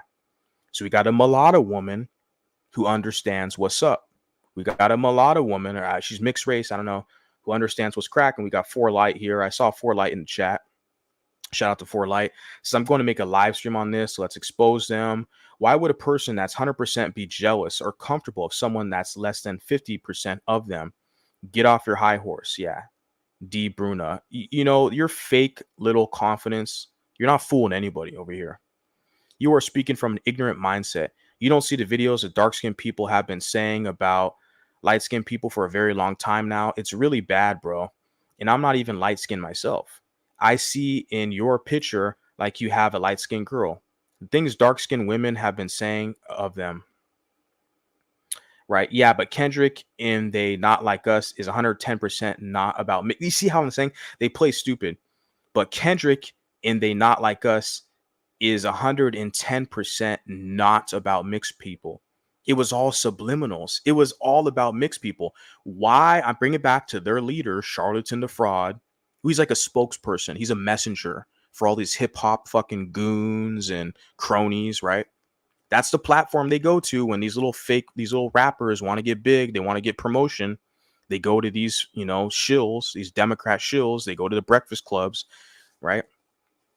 I'm already an hour and 20 deep into this. I want to talk about Tyler because Charlatan the Fraud was trying to throw shots at Tyler for identifying as colored. I want to talk about that as well. I don't know if I'll get into it tonight, but I mean, damn, like the Breakfast Shlubs with Charlatan the Fraud, he's like the gatekeeper for the pro wax and the hip hop industry. So yeah, Kendrick was talking about mixed people, but they want to act stupid with you and they want you to act stupid with them. Nope, not doing it. Honestly, we don't think about y'all. Y'all are trying to make something where it's not this. It's just another divide and conquer. Oh, it's your white master. Divide and get the white master. You people started this divide with all your little stupid ass light skin jokes. And now you savages are dealing with the consequences. Now the light skins are getting some balls and they're clapping back. So I don't know why you're going to cry and act stupid. This is what you get. You should have kept your fucking mouth shut about the mulattoes, but you wanted to act all cool and hip like you such a pro whack out here on the scene. You're going to expose the mulatto problem and the mulattoes and all this shit. You're only making it worse for yourself. You're only giving all of us more material to talk about. You're only making us stronger. That's on you. You fucked up. Now you deal with the consequences, period. So you're not like us. It's not a lie. Let me see. Nah, because y'all play both sides. Y'all black when convenient, right? This is the biracial, or this is the anti-biracial language. You only black when it's convenient. So not like us is not a lie. It's the truth. You a fence rider. You riding the fence. Right? Yeah. Yeah. See, I don't have bastard kids. I don't have a black baby mama. So I'm not down with you people like that. I'm not married into your group. Talk to some of these other people. They got kids by you people. They're in your group and all this shit. You're not me. I don't deal with you people like that. So you got a different animal over here. And Ant Report puts, it was also about foreign black people. Kendrick must have heard about FBA dummies. Yeah. Well, the FBAs are definitely taking Kendrick on the mantle. Where the F did you acquire this logic? What did I put? Huh? Another pro whack here. You got simp enforcement. He's saying you're wrong. And where did you get the take from? Because it wasn't even my analysis. It was Angry Man. There's a light skin. And that's a light skinned dude who's from the culture, who's from the hood. And his audience is mostly black. Like, that's not my audience. You know, like that's the Angry Man. I just shared his clip. That wasn't me talking. What the fuck?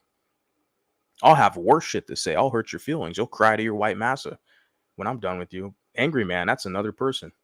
He's saying you're wrong. And where did you get that take from? Because if you do any amount of Google search, you will find out you're wrong, unless this is all your clicks, which is also failed. Yeah. This is like stupid monkey shit, to be honest with you, because I'm sitting there like, if I do my Google search and research, this is a bunch of just basically blabber, word salad, and gibberish. What research do I have to do? I shared a clip of another man who gave his observation that Not Like Us was racist. And it was a song that was anti-biracial. They were attacking Drake because he's mixed. And this goofball he's saying you're wrong. He's taking up for his Bantu pro whack buddy, right? Because you didn't do any amount of research. Research on what? What the hell are you talking about? So now I have to do the research he can't do. Of course you can, because I look at the bell curve. You're not known for doing research. You're known for conspiracies. Yes, you are. But research, no, you're not known for that. You're not known for sharing any research at all. That's a fact. So I don't really expect much out of that. I just wanted to kind of expose and share some of these comments because I did this, like 2 weeks ago or a month ago. I shared this. Damn, this subject got this man hurting. Somebody done clone Angry Man. I'm not Angry Man at all. Who clone? I put the comment here. Who clone Angry Man? I'm not fucking Angry Man. We have a completely different audience, bro. This Angry Man guy, he's been on YouTube forever. He's been on YouTube for a long time. He has his own audience, which are basically all black males. He has a black male audience. I don't. I specifically hurt people's feelings to let them know there's a specific target demographic that I'm speaking to. Okay. And a lot, even the ones I'm speaking to, a lot of them, I run them off. I let them know, hey, if you're going to serve the Bantus, probably not a platform for you. I will hurt your fucking feelings. Okay. But I'm not no clone of no man. I'm my own dude. Is this right? It's about Canada versus United States. Why didn't Charlemagne talk about Canadians? Bullshit. I put BS. A month ago, he put this comment. I put the comment 2 weeks ago. A lot of people, you saw 132 comments. It's not about Canada. It's not. It's because Drake is biracial, and they want to attack the biracial man. But see, they want to be slick about it because they know, like someone put in chat, where it's like all their accomplishments. They want to attack biracials on the sports level, with boxing or basketball, on the sports level or the music level, like with Drake. Because they know, as far as politics, the biracials have helped these people for literally centuries. W.E.B. Du Bois, Booker T. Washington, Frederick Douglass, Adam Clayton Powell, Thurgood Marshall, Barack Obama, all their like high-level representation, mulattoes have helped them out along the way. So if they were to talk about mulattoes and that, then we would be, not being representation for their political situation, we would have to basically, they wouldn't be able to claim our history because all their wins, they claim all our wins. I mean, they claim everything we do. He's talking about people whose ancestors didn't descend from slaves, but Drake's father's from Tennessee. So yeah, that can't be it. And he's a black man. Corey Brown, I can tell by the avatar, it's a black man. He's like, yeah, but Drake's father's from Tennessee. He's a black man. So Drake has ancestry from the quote unquote, the fake ass FBAs, the pro-WAC, ADOS, right? Just another anti-mulatto hate group on the internet. It's the same shit where it's like you point out the fact, wait a second, Drake, yeah, his mom is Canadian, but his father is Black American. So he's from the Black American culture, but they want to pick and choose which ones to claim and deny him of that, right? And I see another comment here that I got to block. Because like I said, with all this, like the accusations they put, there's so many comments here. I haven't got through all of them on this one. So I got to go back and just block certain Negro agitators in the comments. The fact that no one called out Kendrick for his colorism is crazy. Biracial people have always suffered for their colorism. You can't be this pro-black person, but be on record saying you cringe when a person who is black and white says the N-word. Or you can't say that he isn't black enough. Because what you are doing is saying that to Patrick Mahomes, you're saying that to Austin Rivers. I don't know who Austin Rivers is, probably an athlete. To Steph Curry, all the mixed race people who in fact struggle with identity because it seems they're not welcomed on either side. Not a take I thought Kendrick would take. So this is a black man, Soak TV. I didn't see it. Like I said, a lot of these comments, I didn't like them or reply. I'm just seeing them now. I'm reading them in real time with you guys right now. I hope you guys can kind of see. I can enlarge it a little bit. I was just having some trouble with the moving the mouse. Yeah, see, I lost my spot. There we go. So, and that's the thing. Like, I didn't see this comment from this guy here, but he's taking the side. He's pointing out the hypocrisy with Kendrick, where it's just insanely crazy how they want to act stupid with the mixed people and the biracials. And it's like, look, what they're basically doing now is this gender divide to neutralize you. The dark skins like Kendrick Lamar and many others, P. Diddy and Rick Ross, the rest of them, they want to bastardize the mixed women to make it so other men don't find them desirable. Other men don't want to pursue them and create a family with them because they're like, oh my God, you were tainted by Pookie. No, thank you. There's other women over here. So that's a method that they use to neutralize you, to bastardize the women. Now, for the men, a lot of you guys are going to be forced to go elsewhere. A lot of you guys are going to get Latinas. You're going to get white women, which is true. And this is basically what we're seeing out here, and on this massive scale. And they do it in many other ways as well to program. Yeah. Nah, G, it was about the people versus the industry. Sexy Red, Drake, all the culture sellouts. See, it's this pro-wax shit. Don't they know that Kendrick Lamar is a plant? He's an industry creation. They gave him this street cred, like this fake ass consciousness pro-wax cred. How are you the black messiah married to a mixed queen? Now, I get it. The black males, the dark-skinned Bantus, they're going to support their guy because they all have their preference. They want the mixed queen. But when I go on the internet and I see black women, dark as fuck, black women who are supporting Kendrick Lamar, and I'm sitting there like, wait, aren't you women subscribed to decentering men channels? Aren't you women subscribed to colorism channels like Chrissy? Aren't you the same women who are talk about the divestors and how black men, they have their preference for light-skinned women, but they still turn around and support the same black men who are colorists to dark-skinned women, and they marry light-skinned women? You cannot make this shit up. Like I said, I get it that you have guys, the darker-skinned Bantus, who will defend Kendrick.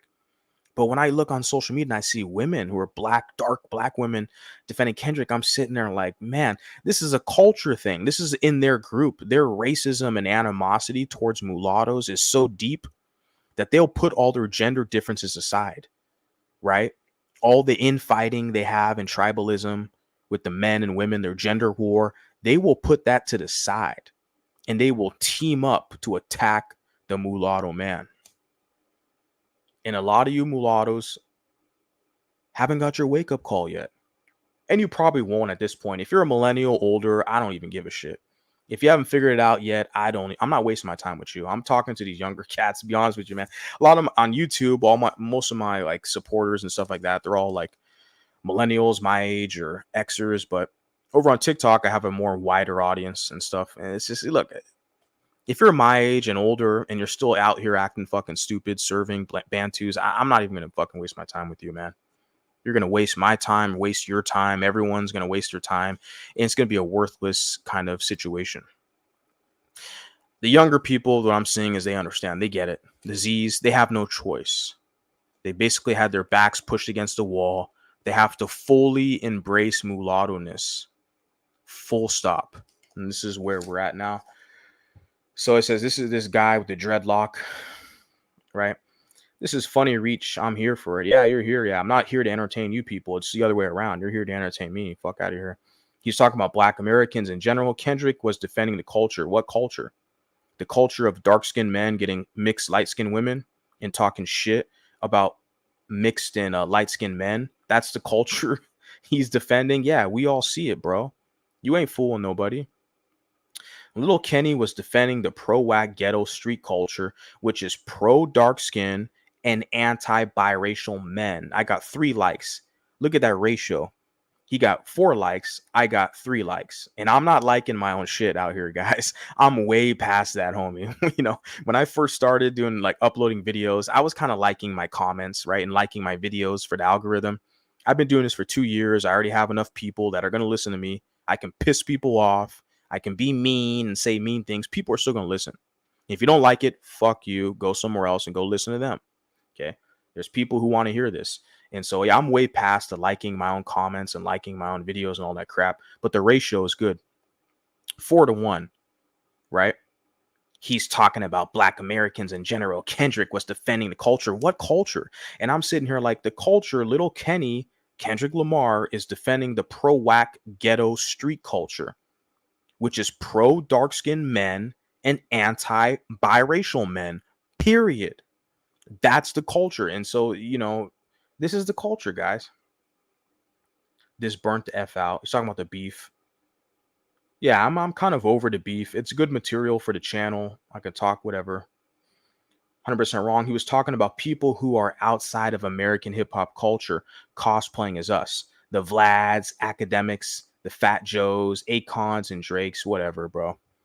Though all those people are your biggest artists.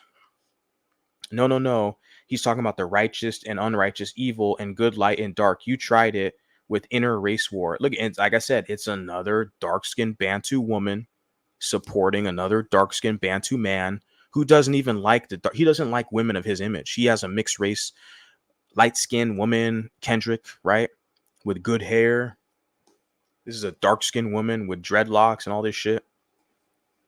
And I'm telling you, they're still, because these racist Black Americans, they get on code against mulattoes. They can't get on code against their white massa because they know how their bread is buttered, right?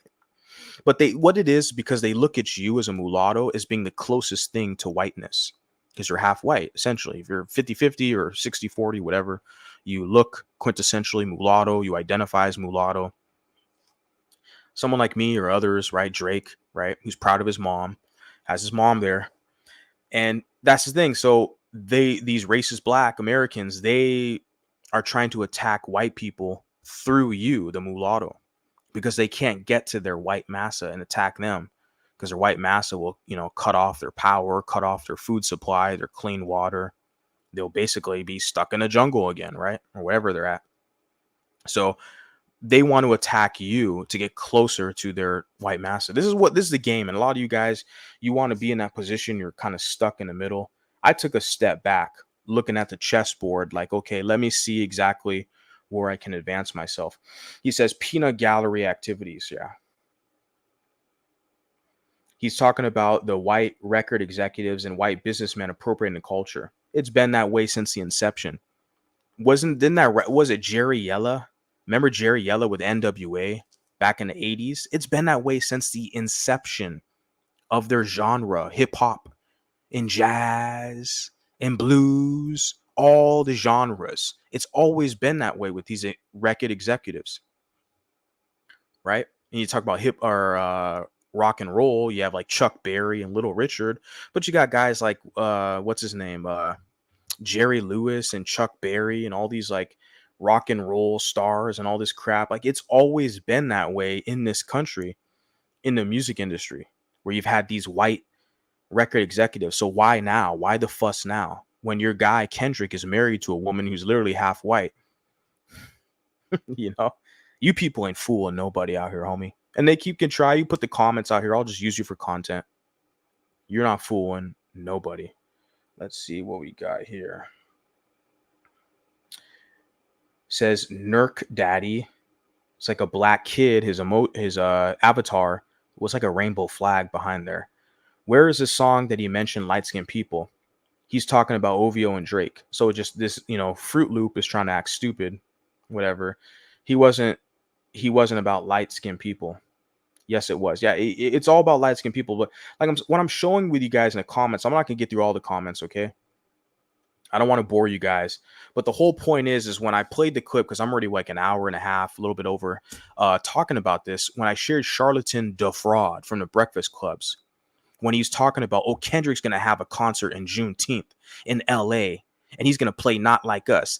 And Charlatan Da Fraud joked and said, you biracials, you don't even show up to the concert. You guys might want to stay home for this. And I'm sitting there like, they're sneak dissing you mulattoes. A lot of you mulattoes are fucking punks. That's why I'm like, this is a community service, man. Like I said, I'm not an activist. I'm not a nice guy. I'm not the smartest guy. I'm not better than any Black. I'm not better than anybody. I'm just one dude with some balls that's going to call a spade a fucking spade. If you don't like it, go listen, go tune into somewhere else. Okay, that's all it is right here. It's a mulatto community service. I'm spreading awareness. Some people will say it's spreading hate, but when you look into those people, all they're doing is spreading hate against mulattoes. Look, the mulattoes got a voice now. I'm one of them. And I'm sitting here like, you look how they try to contradict and play games with you people. Charlatan Da Fraud's joking, he's going to play Not Like Us at his concert in Juneteenth. Biracials don't come to the concert. And Angry Man, who's a light-skinned Black, he's from that culture. I'm not from that culture. I don't know you people. You're not my people. I'm not like you people. And I agree. Kendrick Lamar was true. He said, not like us. I'm not like you people. You're not my people. I don't claim you like that. but they want to claim us. Like they're in my comment section saying the white man's going to pull you over. First off, I don't act like you people. I'm not a fucking criminal. Okay, I'm not going to break the law like that. So no, I'm pro cop. I'm pro law enforcement. I live in an area where there's cops living down the street. I'm pro cop. Right? I'm in the private security industry. I've worked in the private security industry for years. So I've basically worked hand in hand with law enforcement. I'm pro cop. So it's this idea. It's like, no, I'm not like you people. I get it. But they're trying to trick and they're trying to play this game, this Blackistan mind trick that, oh no, this is really just because Drake ain't from the culture. Well, yeah, his dad is from the culture. So now what else? Oh, he's from Canada. Or it's like a guy said he's from the record executives. Like, just stupid shit. They're trying to cover up the fact they're very slick at playing stupid, trying to switch it up. And I'm like, bro, I'm just sharing this with you guys because I know a lot of you guys are punks. A lot of you mulattoes, man, you guys are just straight fucking marks out here, like DJ Envy. And you want to try to get me to be on board with you. You want me to be a punk like you. Fuck that. No. It was about people who try to be something they are not. It has nothing to do with him being mixed. Because all ninjas know that no matter what shade you are, if you from America in the community, you just a ninja no matter what, dawg. We from the hood, fool. But you aren't American. Therefore, they not like us. Oh, so it's about Americanism. But Drake has African-American dad. So now what, homie? Now what, KK? Drake's... Oh, but they conveniently forget about that, right? This is the weaponization of the one-drop rule. They want to pick and choose which mulattoes to claim, the ones they can use. They realize they can't use Drake because Drake's using their black ass. Drake used all these black Bantus to get ahead, to develop his street cred, because he knew he kind of grew up half of his life. He significantly grew up in Canada. So he wanted to develop kind of some street cred in that's important in the hip hop culture. So he had to be kind of close with these dark skinned Bantus, right? To kind of help his hood persona, right? His profile. But he did them a favor, but he got something out of it. That's what they don't like. They want to be able to punk you and cuck you and get all the mixed women, right? And talk all this shit.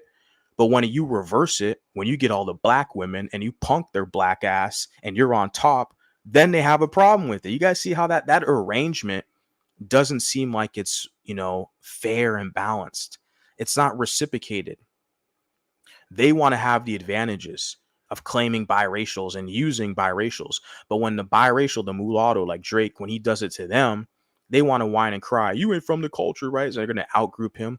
We all see the game. And it doesn't matter if I have 100 or 1,000 of you characters in my comment sections. You're not proving a damn thing. None of you people are proving anything. Not like us. See, another dark-skinned guy. Matt, he's a Kang, right? Mad King. Is about Canadians. No, it wasn't. It was about the dark skins jealous of mixed guys, mixed people. Yeah.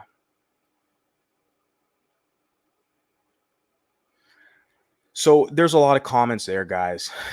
I already said enough. I'm already over an hour deep. Like there's going to be so many of those comments. It's like, I'm one dude. I'm not going to waste my time going over all that shit. I got to go back, probably block some people because some of them, they get out of line. Like if you don't like Drake or whatever, I don't care. That's cool. I'm not even the biggest Drake fan. When people attack him because he's mulatto, you're damn right. I'm going to defend him. And because I defend mulattoes who are worthy enough of being defended over here. And, but when they put these like allegations and slurs, or the slander, where they're talking about like the PDF file and stuff, they're trying to put that energy over here, you just instant block. I try not to block people, and of course there is a handful of people who are just completely banned from this channel. But those are people who basically earned it for getting a little too uppity with me. Let me share the link if you guys want to hop up here. I was going to talk about Tyla, but you know what? I'll save that for another time. So shout out to the South African Coloreds. I had a couple people. I think it was Elroy Stewart. Some other people wanted to I think DC as well. She mentioned I saw that with Charlatan the Fraud. talking about Tyler trying to pressure her on her identity. I don't know if I'm going to get into it right now because I'm already kind of overboard with what I got going on. It's so crazy. They make everything about race. He's so happy Kendrick's black, which is so weird. You notice that? Charlatan the Fraud, it's not because it's good music. It's all about race. But yet you have to understand, with that type of black, that former slave, Charlatan the Fraud, they love white people more than blacks. That's how defeated and conquered they are. Like, even though he's like, oh, black ass Kendrick, Juneteenth, not like us, Juneteenth, oh, it's a win for the culture, the community. This is the same guy, Charlatan the Fraud, who sat down in front of Joe Biden and he allowed this old wrinkly white guy, Joe Biden, senile, to tell him, if you don't vote for him, then you're not black. He sat there like a good boy, like a good bitch, and didn't do nothing about that. But he thinks it's such a win that this Kendrick Lamar guy, you see how racist they are, like that. There's, right? Yeah. Kenny got a problem with colonizers, but not having sex with colonizers from Denmark. He admitted in a song. Yeah. Yeah, because this is how they are. The men and the women are the same way. Because you think of these divestors and BWEs like Chrissy, all these other dust vesters. See, they don't like white women, but they love white men. So something's wrong with these people, these former slaves, these conquered, colonized slaves. Like, something's not adding up. Why is it that they love the white man, but they don't like the white women? Same thing with Kendrick, talking about Drake's a colonizer, but he likes the colonizer pussy. He likes the white women, but he doesn't like the white men. Something's very weird going on with these people. Okay. What's up? Hey, brother, what's going on? Can you hear me good? Yeah, your audio's good. What's going on, chat? What's going on, everybody? The situation with Drake, even though at first I saw it, when I saw the comments of people trying to emasculate the imagery of light-skinned brothers, because these people are kind of retarded, so they kind of, okay, I probably can't say retarded, but they're kind of dumb, so they associate mixed mulattoes, with the light-skinned blacks. That their brain doesn't go too far apart from that a lot of times. So they are emasculating the light-skinned brothers, mixed mulatto brothers image, especially the man, calling them soft, etc., and bullying these guys online. And what these blacks don't realize is that people are watching these comments, people are reading these comments from all over, from different countries, different places in America are reading this. And black people have been portraying themselves as the victims for a very long time, that we are not the bullies, we are the victims. So when you have all these different people looking at these darker skinned black people, these black people in general, bullying these lighter skinned people, what they're essentially doing is gonna make these other nations look at them and say that, wait a minute, you guys are not the victims. You guys are actually the bad guys. And they're not going to get reparations because one of their main kind of political arguments is they deserve reparations, right, for slavery. But when people see how they're basically attacking people for their ethnicity or race, no one's going to feel sorry for them. They're not going to get reparations. Exactly. I wanted to add this, that it's so bad now.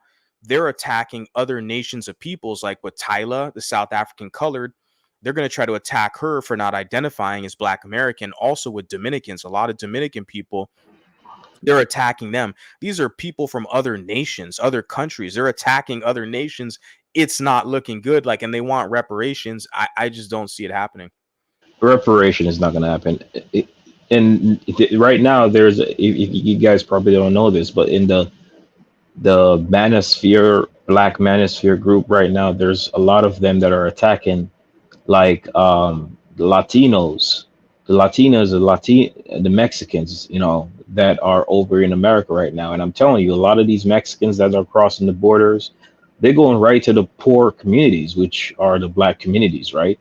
So that's a big thing now, where they're also saying to the Mexicans, you guys need to stop saying the N-word, because you guys you know, aren't black, but the Mexicans live amongst them, so the Mexicans know their culture. So this whole culture thing that they're saying about Drake is bullshit because the Mexicans know their culture, you know, and the Mexicans live around them, but they're still. I've seen this on TikTok. A lot of these TikTok videos now, these live stream on TikTok, where these black people are getting together and saying Mexican or Spanish or Latino people need to stop saying the N word because they're not really black. So this whole concept that our idea that they're trying to push out there that, hey, when Kendrick said it's not like us, he just means he's the culture. And black people don't think that far ahead. If when Drake is saying not like us, inwardly, as much as they want to put out there or say that, oh, we're not saying it's because he's mixed, right? As much as they want to put that out there, inwardly, we are all human beings here. We are all human beings. Everybody know inwardly that they're talking about because he's mixed. They're saying that because Drake is mixed. It's not because of culture. They're lying. And black people are very good at gaslighting and basically create this straw man argument to kind of distract people from their hatred towards other race of people. You know, it's go ahead. Sorry to cut you off. Go ahead. You can finish. No, go ahead, brother. I was done. Well, I just wanted to interject quickly. I apologize for being kind of rude, but I wanted to say this is important that you mentioned lastly that it's the hatred for other cultures. Now, the thing is, it's sexual competition. That's really what I see this as, that there's not a hatred because they love everyone else's food, everyone else's dance. They love everyone else's culture. You know, black people embrace all these other cultures around the planet. But what we see in this Black American situation is it's this sexual competition, a sexual marketplace. That's where a lot of this kind of hatred, as you put the hatred, it comes from, right? With the men and the women. The hate. Till right now, when I'm doing my research about this topic, and it's a very, very interesting research I'm doing right now. My next video is going to be insane, and I think I know about the Tyler video that you're talking about. But you know, if you don't want to talk about that, I won't talk about that. But when you see mixed race people trying to be included within the black community, at this point with what's going, this is why I'm glad what's happening to, even though it's also a bad thing, it's also down in mixed race people's image, especially mixed race men. It can also turn into a blessing because this could let mixed race men see the hate that they have for mixed race black men. You know, they're gonna see this hate, and these mulatto brothers are going to say, okay, we're not accepted. We need to go find another group. They're going to go on YouTube. Go ahead. We don't need to find a group. I mean, we already have our group, and what I've done here is minimal. This is like something for fun. This is a passion project. I have passion for this. And just by doing this, the women are naturally going to be attracted to this. Like, and I have women from other countries, other nations. They see the material I'm putting out. This is just YouTube, baby. But I'm talking about on Instagram, on TikTok. These other women, these mulattoes around, they're seeing this and like, oh my God, this guy's speaking my language. This is growing. The men have to do it. Yeah. Yeah. You're right. You guys already have your group, but what I mean by they're gonna find the group that already exists is what I mean. Meaning that they're gonna say, okay, I'm seeing all this hatred for us. I'm gonna just go over there with the other mulatto brothers, and then you're gonna see a lot of more mulattoes that's gonna unite. And like you said, the women are gonna see this, and you know what the women are gonna say? The women are gonna say, finally.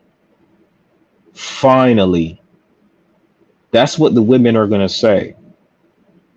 Because when they see men, and trust me, when you a lot of these dark skinned brothers, as much as they want to portray them as more masculine and stuff like that, they're they're cowards. A lot of them are actually cowards. They pick on the weak. This is what they're very good at doing.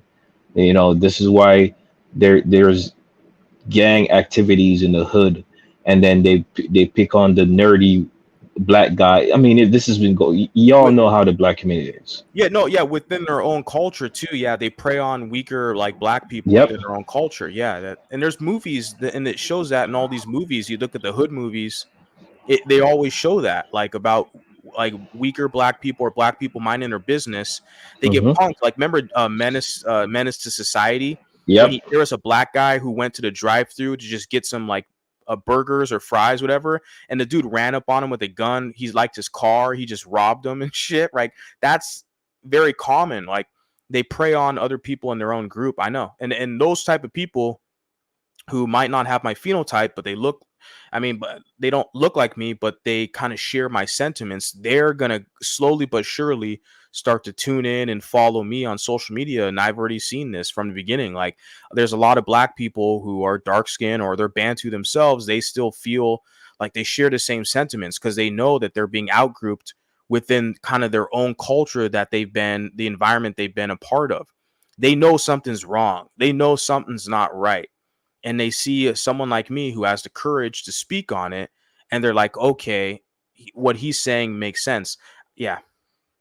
And you know, obviously, I like I said, I research this topic almost every day, and I'm telling you, brother, I'm seeing new YouTube channels from light skinned sisters, light skinned brothers, mulattoes, etc., that are being created every day because they're seeing this stuff.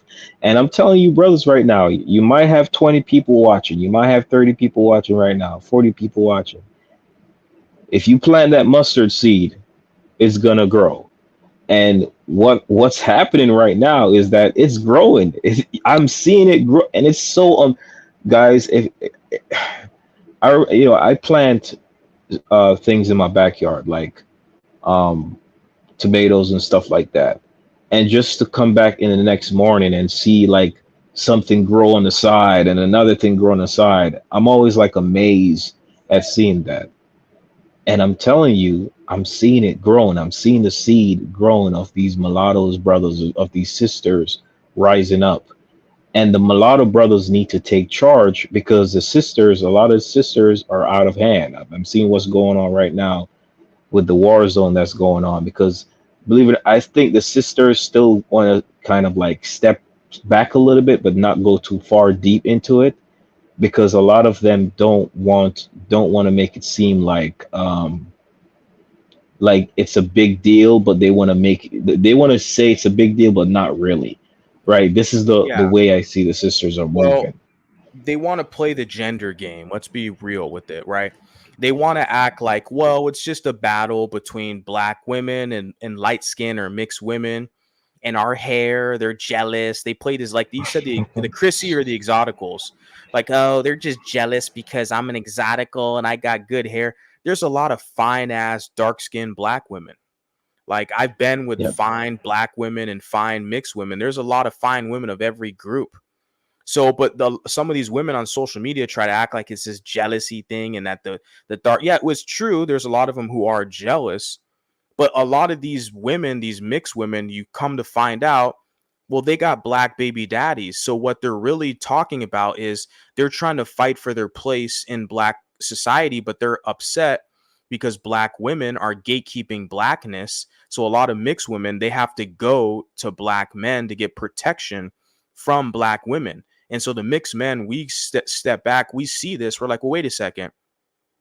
These type of like biracial baby mamas, they're not on my side, right? I mean, there's normal biracial women who follow me. They're in the chat and all over the place. But it's like some of these women who are very vocal about this whole like colorism and exoticals and this, some of the women who were on your channel, by the way, the other day, the same women you shouted out, those are the same ones. Like they got black baby daddies and they're basically competing with black women for black men to be the preference. So like the mixed men like myself, I'm not even in that discussion. I'm just sitting back watching. Like I'm not, these are not the women that I want to build with. But yeah. Miley J. Millie, you can go ahead. Miley, I'm sorry. Millie, yeah. Every time I'm on live, I'm getting a phone call. Hold on, guys. Go ahead. You got the floor if you would like to talk. I got a private chat. Hi. Yeah, you're on live right now. Go ahead. You're live. Hi. Yeah, what's up? The floor is yours. What's up? Oh, wait, hold on. Somebody's calling me.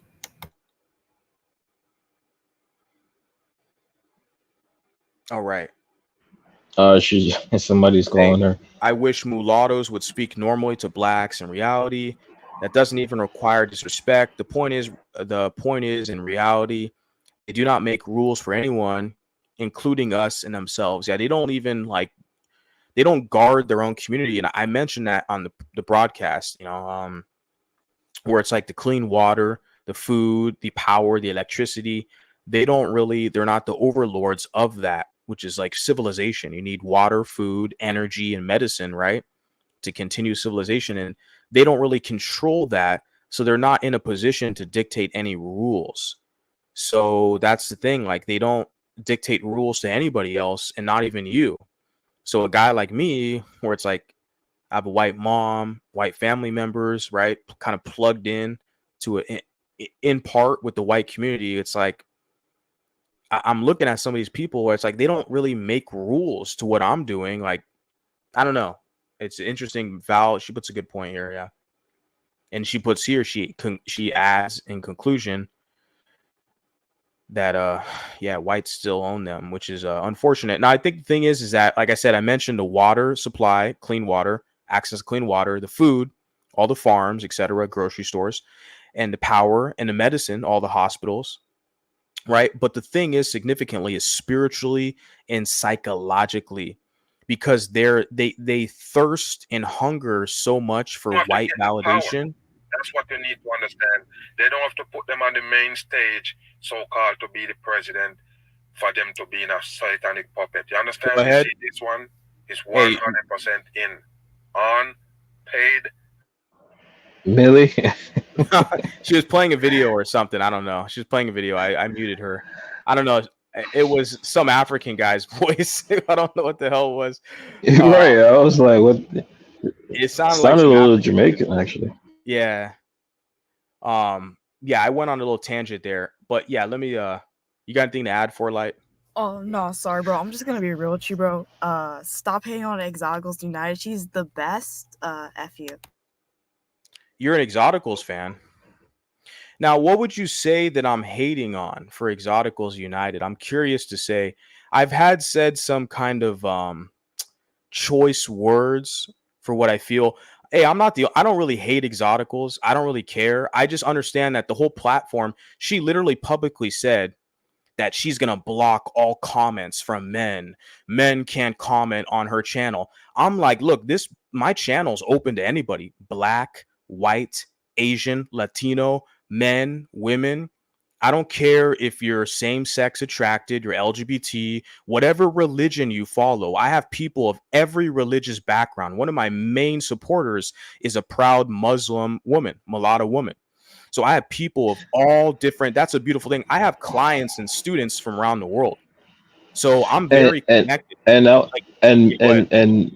I just want to say this, Miley or Millie J. You can come in here and say, hey, what's the reason? Why do you hate Exoticals? Or why do you think this about Exoticals? It's okay for us to have a conversation without name calling and call each other names and stuff like that. Let's just be respectful. It's not a big deal. We can have the discussion about why even though he doesn't. I don't believe Mulatto hate Exoticals or anybody like that. We can have the discussion. It's okay. I mean, Exoticals has positioned herself to be misandrist, where she wants to decenter men, and she'll delete comments when men put a comment on her channel, and she doesn't want. It's like, if she wants to position herself. Sorry about my sister. She was just being a little bit rude. Sometimes she can get like that. I didn't mean that. I'm sorry. Sis, don't do that. Yeah, go ahead. I mean, you're up on the panel. We're here to have a conversation. So let's go. Let's get this going. What's up? Yo. You have anything to say about the exoticals? What's your opinion on the exoticals? Because it seems like they're a lot of people are triggered. I know someone said that I don't like exoticals. Look, my whole critique is, look, they're positioning themselves to be like a femcel market on the marketplace, and they're competing. That's true. They're competing with black women when it's like, how are you going to compete with these women? Black women have already established their market. They already have a niched in market, and they cater to a specific audience. They have a lot of numbers. And I thought about that the other day, like with Angry Biracial, right? Who's not an ally to any mulatto man or biracial, whatever man. He's basically anti-man, even though he's a guy. But he's catering to the femcel and the angst of black women. And so he's able to grow his platform. He grew his whole channel by talking crap about black men. I critique elements of black culture, but I have, if you're a black man, black woman, whatever, you're Mexican man, Mexican woman, whatever. Look, I have allies and friends of every group, but I do critique specific elements of people and cultures. And I do a lot of times I use vulgar language on purpose to kind of, elicit certain responses. But can I say this real fast? Hold on. Let me just say this real fast. Next time I'll make sure my sister doesn't do that. I'm really sorry. Is your sister light skin or mix? She's light skin. Okay. Do you realize that?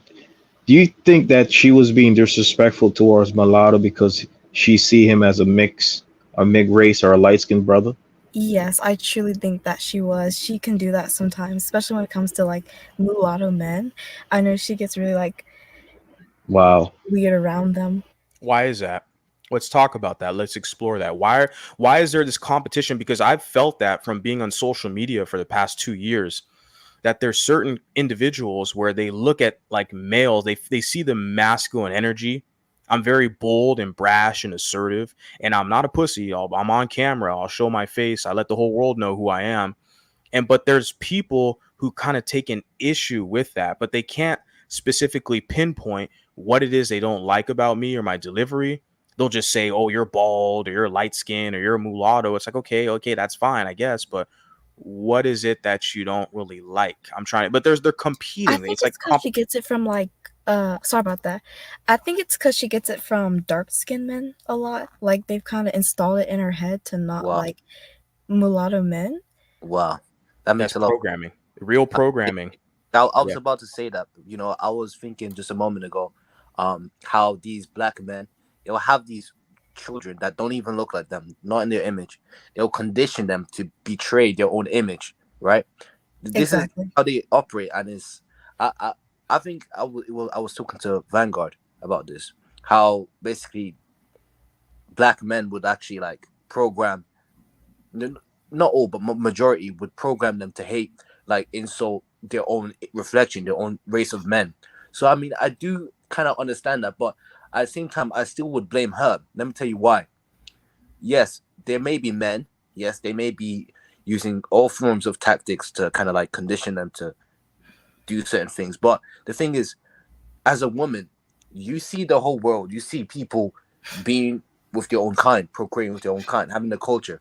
How could you still continue that kind of behavior? How could you still hate your own? Like, I think you get what I'm saying. Like, that doesn't really make any sense, because it's like, how that means that you don't even have a sense of purpose. You don't even know why why you're here.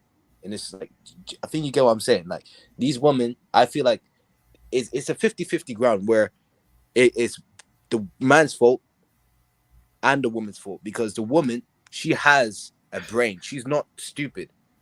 Okay, like that's what I think, at least. So Millie, can I ask you this question? Thanks for coming on, by the way. Of course, yeah. I'm glad to see a light-skinned sister on the panel. Let me ask you this question: when do you think that you want to be included into the current Black community? Do you want to be do you want to associate yourself with how the black community is right now, do you want to call yourself black? Is this a thing on your mind? To be honest, like looking at how the black community is and how it conducts itself, I don't know if I would want to be like grouped in. Okay.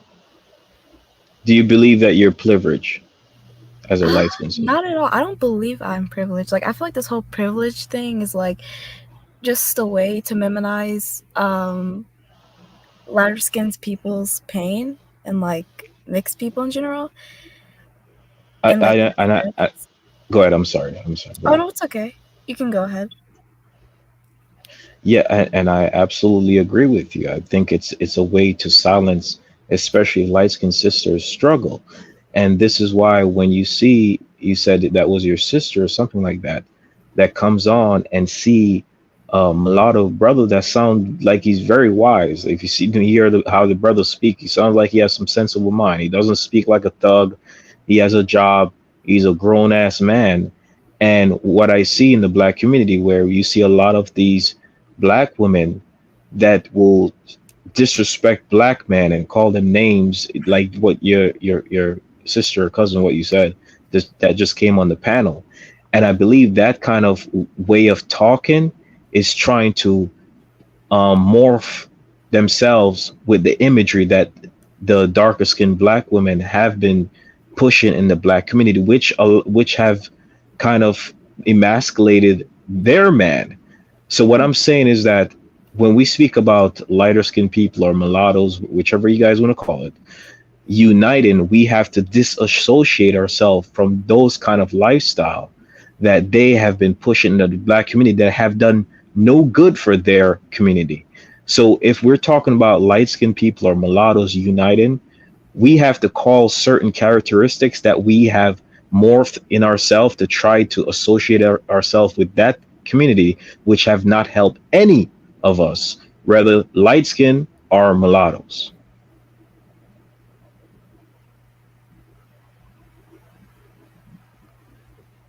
Does anybody have a response to that?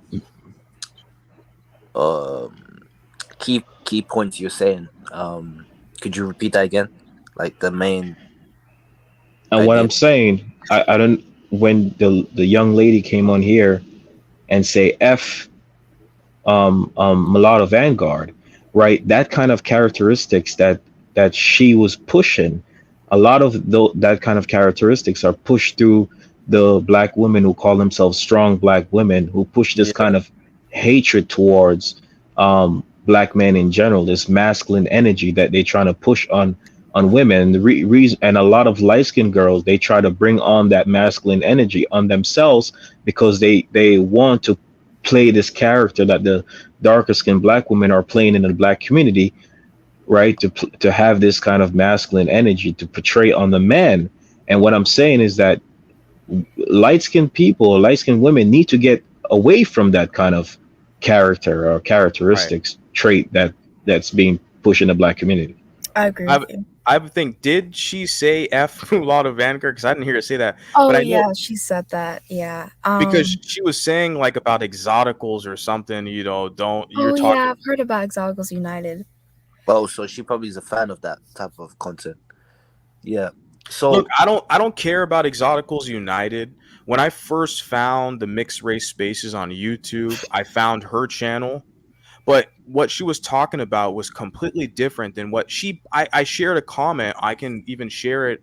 Let me see if I can pull it up. Where she basically said she purposely started the decentering men content purposely to run men off her page. Those are her words, not mine. Let me find it actually right now. I'll share my screen. So I'm sitting there like, I saw the switch. I found her like a couple years ago. I was like, oh, interesting. Here's a channel. And I knew it was mostly women. It's a mixed race woman, talking about mixed race issues. I was like, that's cool. I support the women. They're doing their thing. I'm a guy, different perspective. I'm going to do my own thing. But look at this comment here. You guys can see that. She puts here, now there are black men coming from Chrissy's space. I ran all the males off my channel with my Decentering Men series on purpose because the men instigate too much drama amongst women. Really? Instigating? Okay. And it's just but ever since Chrissy's did her lives, my male subscriber audience went up a bit. Yeah, right. It was the same guys. Okay, let's be clear. She says, I used to be 97% women, and I've noticed men are now commenting. The men have always been on the channel because she hoodwinked the audience. She tricked the audience thinking it was for mixed people when it was a feminist grift, a femcel grift. Usually speaking, I block men from commenting in our safe space. So I'm like, man, I've been seeing this shit for at least 2 years. Go ahead. You want to share? Yep. Yeah. I want to say I did comment on one of her channels. I don't know if it's that channel or it's another brown skin exotical, right? Yeah, it's funny. What I've also observed is they would let dark skinned Bantus kind of comment, kind of make their own statement. Me as a whatever you want to call mixed guy, whatever, brown mixed, I don't care. I don't give a fuck. Basically, I commented, yeah, why would you would date these? You are the ones that procreate with these men, usually the hood men, right, that are low IQ, and you get your result. Then she went to go and like delete my comment, right? So it showed that they have a very like puffed up mindset, conceited, where they're like acting like a man, because these group of people kind of like give them some sort of ego based on your looks. But I do feel like black men. Yeah, the black men. Yeah, there was a guy, dark. His name was Black Skin. It was amazing, and I remember even the Exoticals United was simping for him. Dark black skin is amazing because the black men will simp for those women, like you said. They'll kind of basically inflate their ego. Where a mixed guy, I'm sitting there like, bruh, like we got Chicanas and Latinas and white girls and Asians out here. What the fuck? Like they get preferential treatment and favor, and I get it. That's why a lot of them will go for the black men. But the thing is, I don't care if they're with black men. They have families. That's great. If they're honest, respectable citizens. But once they become baby mamas, they continue that trend in Blackistan, in the culture as it is today. Once they continue that trend and they become baby mamas, they have nobody else to blame but themselves. But a lot of them, they'll turn it onto us, onto mixed men, and be like, we're the bad guys. I'm like, wait a second. You decided to become a baby mama. That's on you. Go ahead. Yeah, exactly. Like how they would date those hood men, right? And then they would expect the mixed men to come back to them. Like, and then I think to be the fallback ninja, to be the fallback nigga. Yeah. The cleanup guy. Yeah. Saying that mixed guys they're a bit too conceited. How could a mixed guy be conceited when these women literally decide to take a man based on the fact that he's stroking their ego?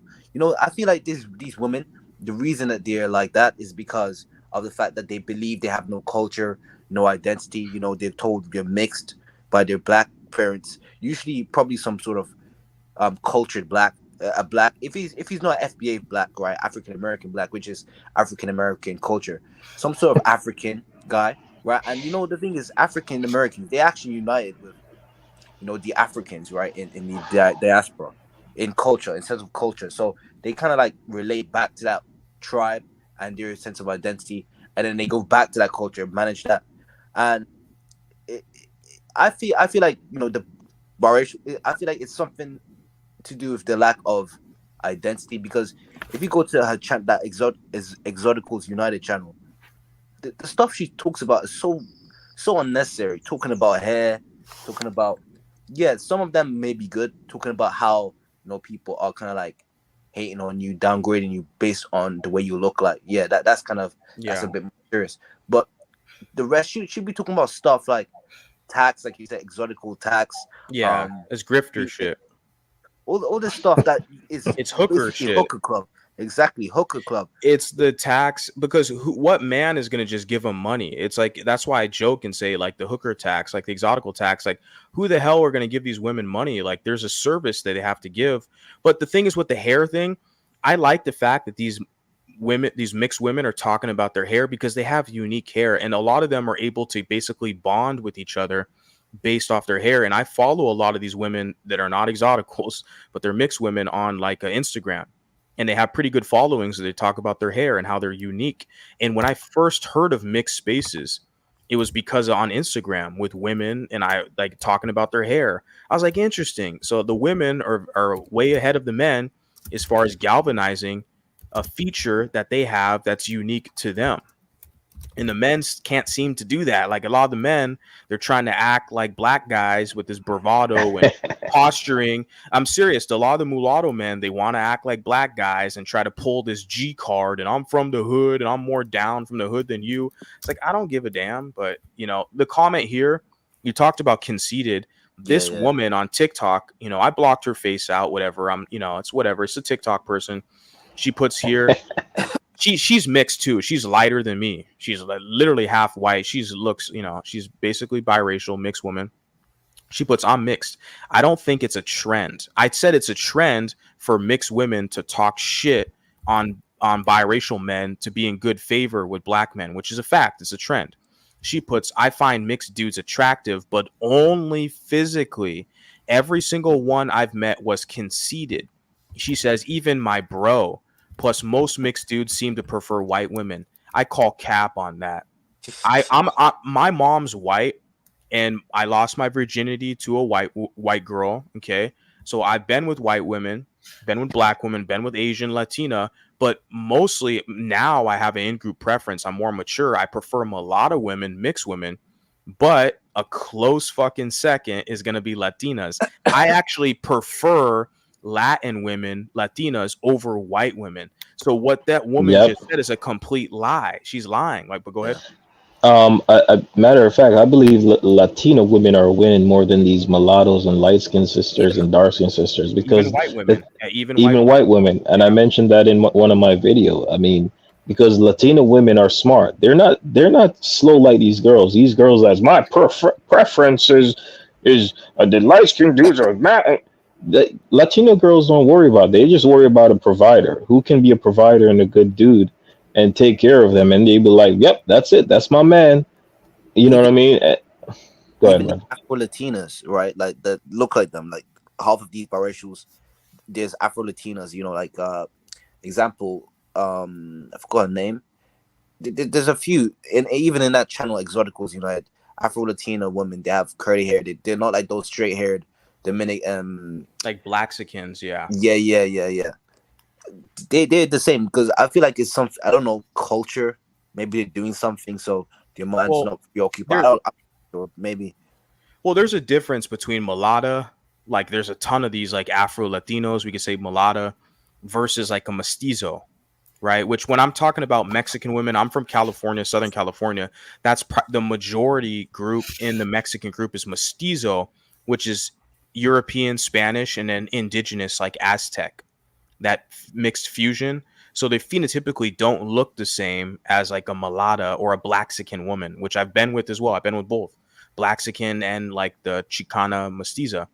So they're not the same groups of women, right? I mean, their nationality, they basically can unify under their umbrella of like being proud to be Mexican.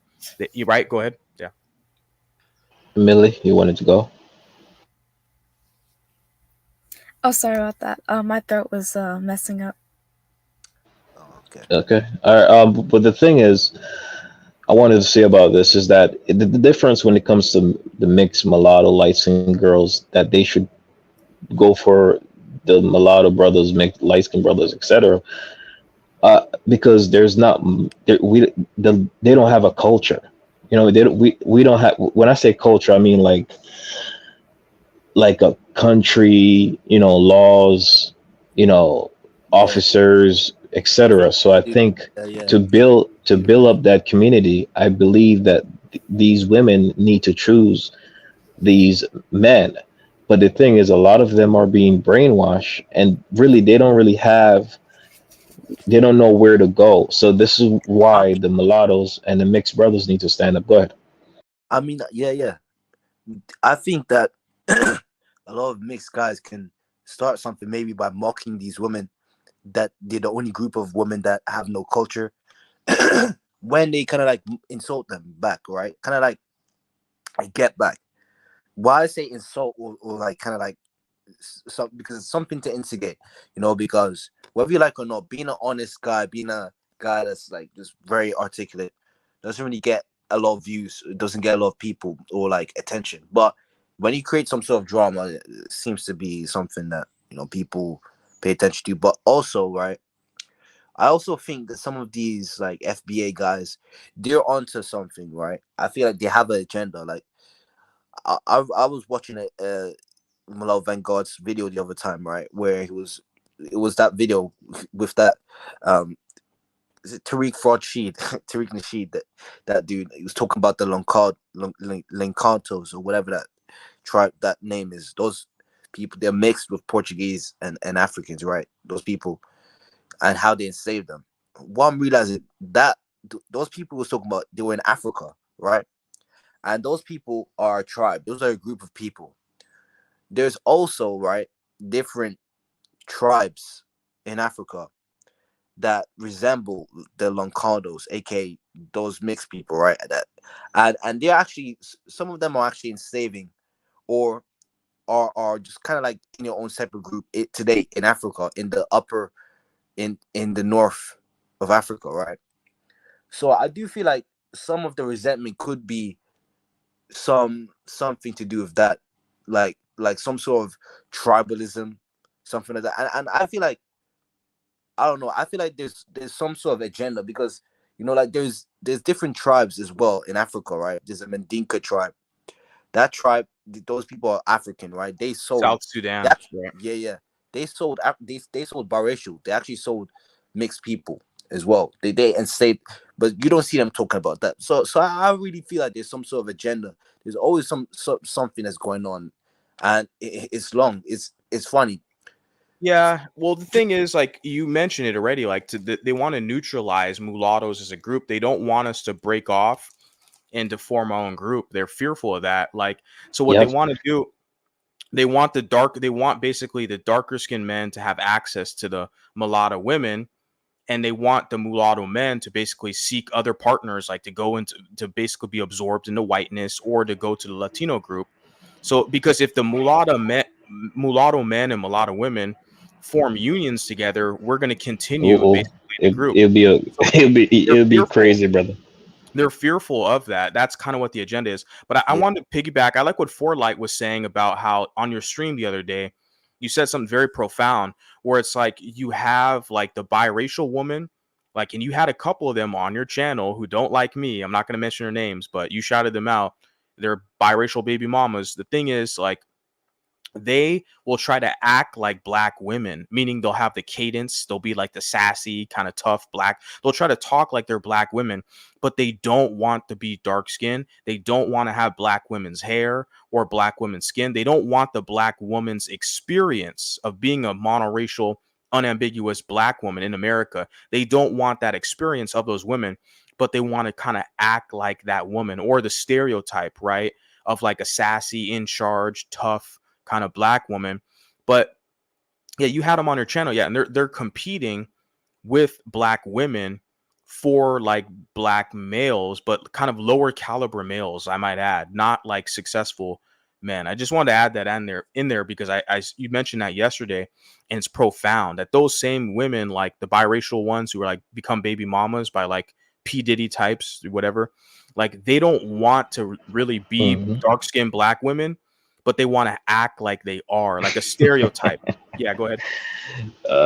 Yes, 100%. And just to go back a little bit, Mulatto Vanguard, I'm surprised that I did not see this. They say when you get older, you learn. And so many things that I'm learning, and it just frustrates me that I have so much wisdom about this, but the mulattoes and the mixed people aren't woken up yet to the point of what's in my brain, right? And they have been brainwashing or manipulating or wiring a lot of mulattoes and mixed black man's brain to believe that black people are just these victimized people, and we just need to just bow. Mulattoes just need to just bow and fight for them because they're just this oppressed people that didn't do anything wrong in history, and it was just the white man that was just the bad guy, and and they just came over there and they just saw these Africans and just be like, hey, I'm gonna get ya. and and we fell for this trap, and the police are the bad guys, and the police are just the worst thing on planet Earth, and F the police, you know what I mean? This is why the reason why. You need Right, police for safe 100%. neighborhoods. Yeah. As you can, what you already know that I did my duties with the government myself. But what I'm saying is they brainwash these mulattoes, light skinned brothers, to believe that, hey, push dark skinned blacks at the forefront because the world just hate them and they did nothing wrong, and the white man is the devil. This is actually a movement that in the black community, and this is how they trigger a lot of black people, right? Once you start talking about how bad the white man is, everything else becomes truthful, even though it's a lie, right? Which is which is what the dark skinned Hebrew Israelite movement use, right? They lie with things in the Bible, but what they do to get these black people to join them is to talk about the white man and how bad the white man is. All of a sudden, we want to join you now because you're saying the white man is the devil. They do this all the time. Now, just to get back to facts, they do this all the time. I swear. Like, yeah, go ahead. They'll even say things like that the white man is like Satan, and that like he's the problem to like all he's like all the problems in the black community, when that's not really the case. Like, there's like a lack of accountability. They give too much power to white people. There's no accountability. How can they give so much power to white people? Like I already mentioned too. Like if they just control their food production, their farming, they're growing their food, the water, clean water, energy, power, and medicine, they're good. If they just and then have some military, some security, like defending their civilization, they could be good, but they can't even control the basics of food production and clean water. Like, what are they crying about? Go ahead. They can't even control the race of women. And then like there's some that like have so much fear to the point where it's like they'll say things like, well, oh yeah, we can't do that again. Because remember when they try to knock down Tulsa. all our like communities during Tulsa, Greenwood, Greenwood, and they use that as an excuse. Yeah. You got a lot of Hebrew Israelite channels that are waiting. They're literally awaiting on World War III to like end the world, because they like talk about like I saw some video the other day. It was like go ahead, black women and white men in like hell or something like that.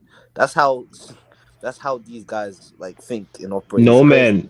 You know what's crazy? Like the Hebrew Israelites and stuff, they'll say things like, "Oh yeah, the white man is Satan. The white people skin burned, bro." Right. Yeah. Go ahead for that. Not only that, sis. If you guys search up white people bowing down to the Hebrew Israelite, you'll see there's tons of videos out there all the time on my YouTube page. Yes, where you have these white women and these white men would bow down to these dark-skinned Hebrew Israelite dudes and kiss their feet, and they will say, "Oh, they're in their rightful position because they're going into slavery when the Black Messiah, their Christ, comes back." And this is what I'm saying. They play this we're the victim, but also push us in the forefront. And what this creates, what this morphed, is this idea that they are allowed to mock or make fun of other skin complexion people, and those other skin complexion people just need to be quiet. That's because wrong. we're the victims. And you guys, I'm not lying. It's pretty smart what they're doing, because they got these lighter skinned sisters and these lighter skinned brothers to basically mock their own skin complexion, to please them, to bring them up where these sisters are willing to become baby mamas, like what you talking about, Mulatto, Vanguard. Look at this right here. She's a baby mama. There was like one video of like a Hebrew Israelite. He was trying to convince this mulatto man that he was like a Hebrew Israelite like him, because he said, your father is an African man, so that technically means you're black. Yeah. Sorry to cut you off, for light, but you were saying right there, like this woman right here, that the woman I'm talking about, the woman from the comment image I have on the screen, I found her on TikTok, and she was talking crap, saying that, she only likes light-skinned men physically. She's saying most of us are conceited, so she's throwing shade. And you go to her page, she says she's like pro-black woman, even though she looks white. She's mixed. She's biracial. She's not black. And not only that, she's a baby mama. She's a baby. So I'm sitting there, all the stereotypes. Yeah, go ahead. And it's sad, Mulatto Vanguard, No Man, and the sister that's here. I don't know your name, sis. What's your name? I'm sorry. The sister that's here. Is she gone? Oh, I'm here, Johanna. Johanna, yeah, it's sad, Johanna, No Man, and Mulatto Vanguard, because the point of this is that when they're saying that light-skinned men and light-skinned women are privileged, and then light-skinned women are saying, yeah, we are privileged. Our skin complexion is some kind of powerful force that's holding down these black men back, which is another victimhood that they're putting themselves, putting dark-skinned people in. But they're essentially saying that you lighter-skinned people need to be quiet because you guys are privileged. No matter if you can get great. This is what happened to Cassie, right? There was already black people, and I've seen these videos that was saying when P. Diddy made that apology when he was caught on video beating, and that's a real beating. He was beating a crap out of that girl. But there was already people that was doing live stream that says, hey, we should forgive P. Diddy because he apologized. Mm-hmm. And I'm telling these lighter skinned sisters, you guys might think, oh, these darker skinned guys still want us. Actually, but I'm telling you, go ahead, sis. I low-key feel like their reactions were just fake. Like, I feel like the videos they made was just so basically they can clean up their image. I see what you mean. Because imagine this. I don't know if you guys know about this brother called Keke Palmer and Darius Jackson. I did a whole video on them, right? Where it wasn't even a video that was posted up. It was a video that was a picture. They only post up the pictures of the videos, and I broke it down on my channel how he was actually trying to grab a phone out her hand, because I personally believe, in my opinion, that he probably found out that Keke Palmer, her darker skinned sister, was cheated, and he was trying to grab the phone out of her hand, and she was trying to pull the phone. But immediately, guys, watch this. This is the difference. And I want you guys to pay close attention. When Darius Jackson is a light-skinned brother, a very, very light-skinned brother, right? Very, very light-skinned, high yellow. Keke Palmer is a dark-skinned sister. When that news broke out, immediately the black people went on YouTube, started making videos saying Darius Jackson tried to kill Keke Palmer. Darius Jackson, beat down Keke Palmer. They were posting up false imagery of Keke Palmer's face looking bruised, but it was actually, if you look it up, it was actually her talking about her having an acne problem. But what they put in the title, and I never forget this, and I put this in my one of my videos. They said, light-skinned man beat up Keke Palmer. Light-skinned man tries to kill Keke Palmer. Light-skinned man tries to do this. Notice the incident with P. Diddy. They didn't label his skin complexion. They didn't say dark-skinned man did this to that young lady that P. Diddy was beating up. Right? This is the pathology of these black. They are telling. Yeah, Let me just say this last part. They are telling you mulattoes, you light-skinned brothers, especially that's watching, that you guys aren't them. That you guys aren't there in their community. Exactly. Kendrick said it. They are separating you, and they've been doing this before even Kendrick. They've been doing this. Is why, even though this Drake thing can be looked at as being bad, it can also be a beneficial thing, telling you mulattoes, brothers, that you motherfuckers are warriors and it's time to fucking wake up. That you lighter skinned sisters are fucking warriors and it's time to wake up. This is what's happening, and I'm seeing the future. A lot of people are still in the past. But go ahead. And it was like they were like trying to make P. Diddy out to be this like saint. That's sad. Like a victim or something. That's sad.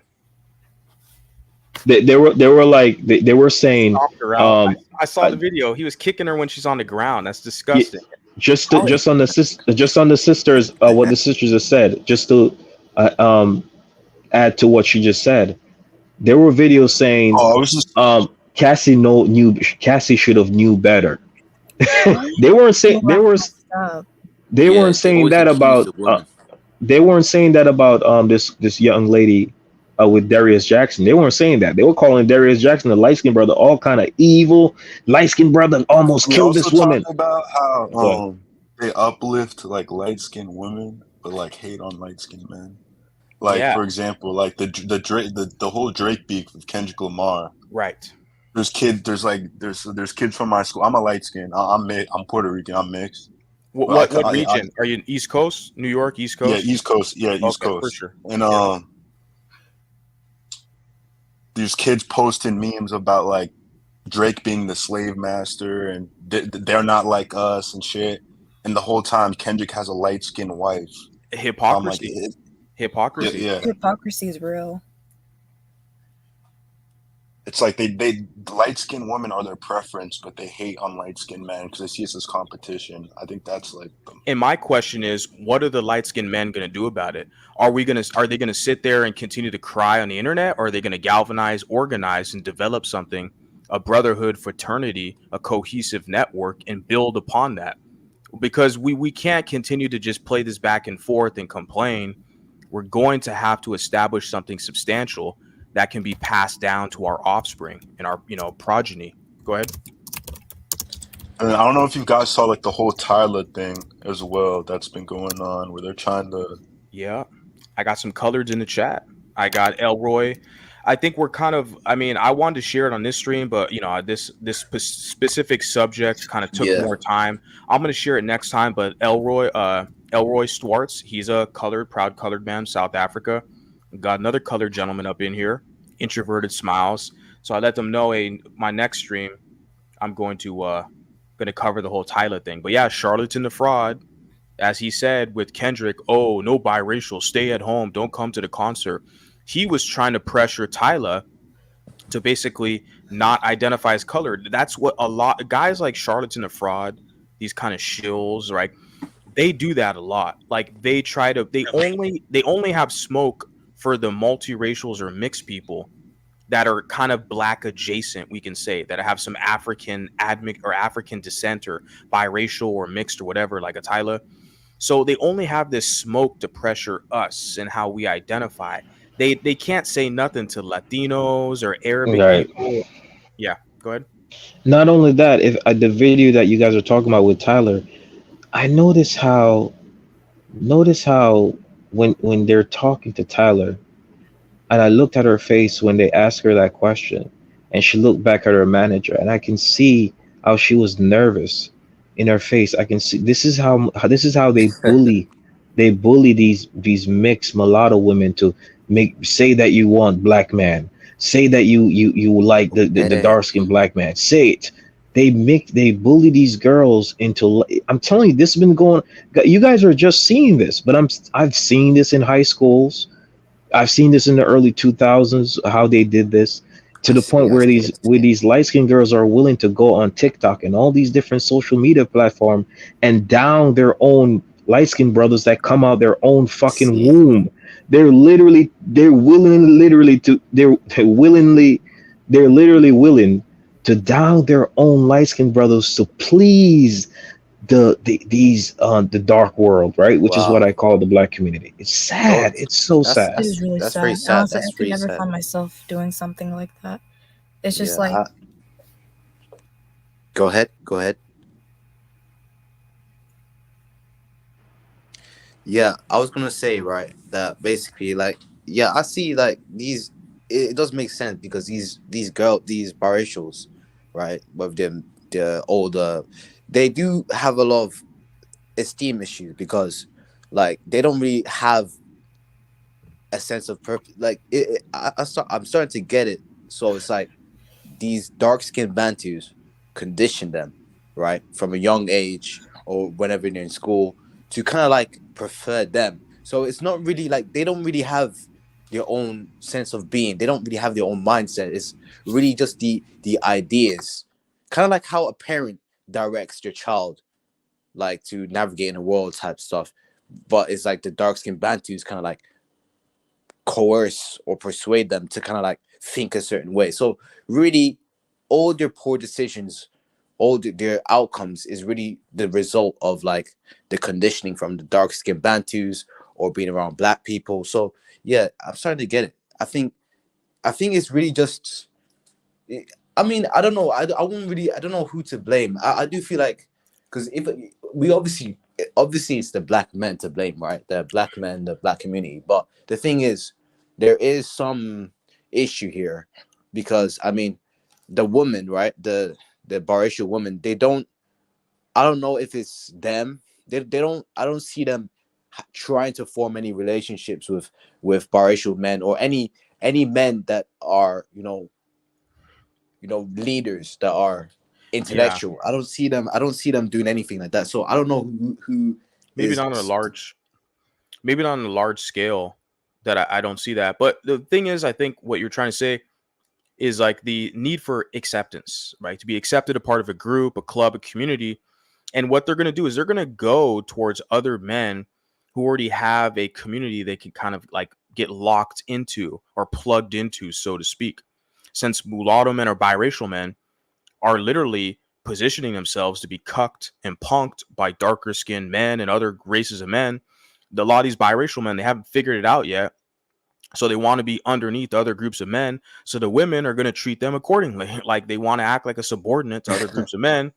That's the results they get. So once the men start to figure it out, they get their wake up call. They start to build with other men who share their image, their phenotype, and they can develop a culture and identity that kind of binds them together. They're going to start to see results very quickly. I mean, these mulattoes have done it around the planet for centuries, whatever country or island they've been on.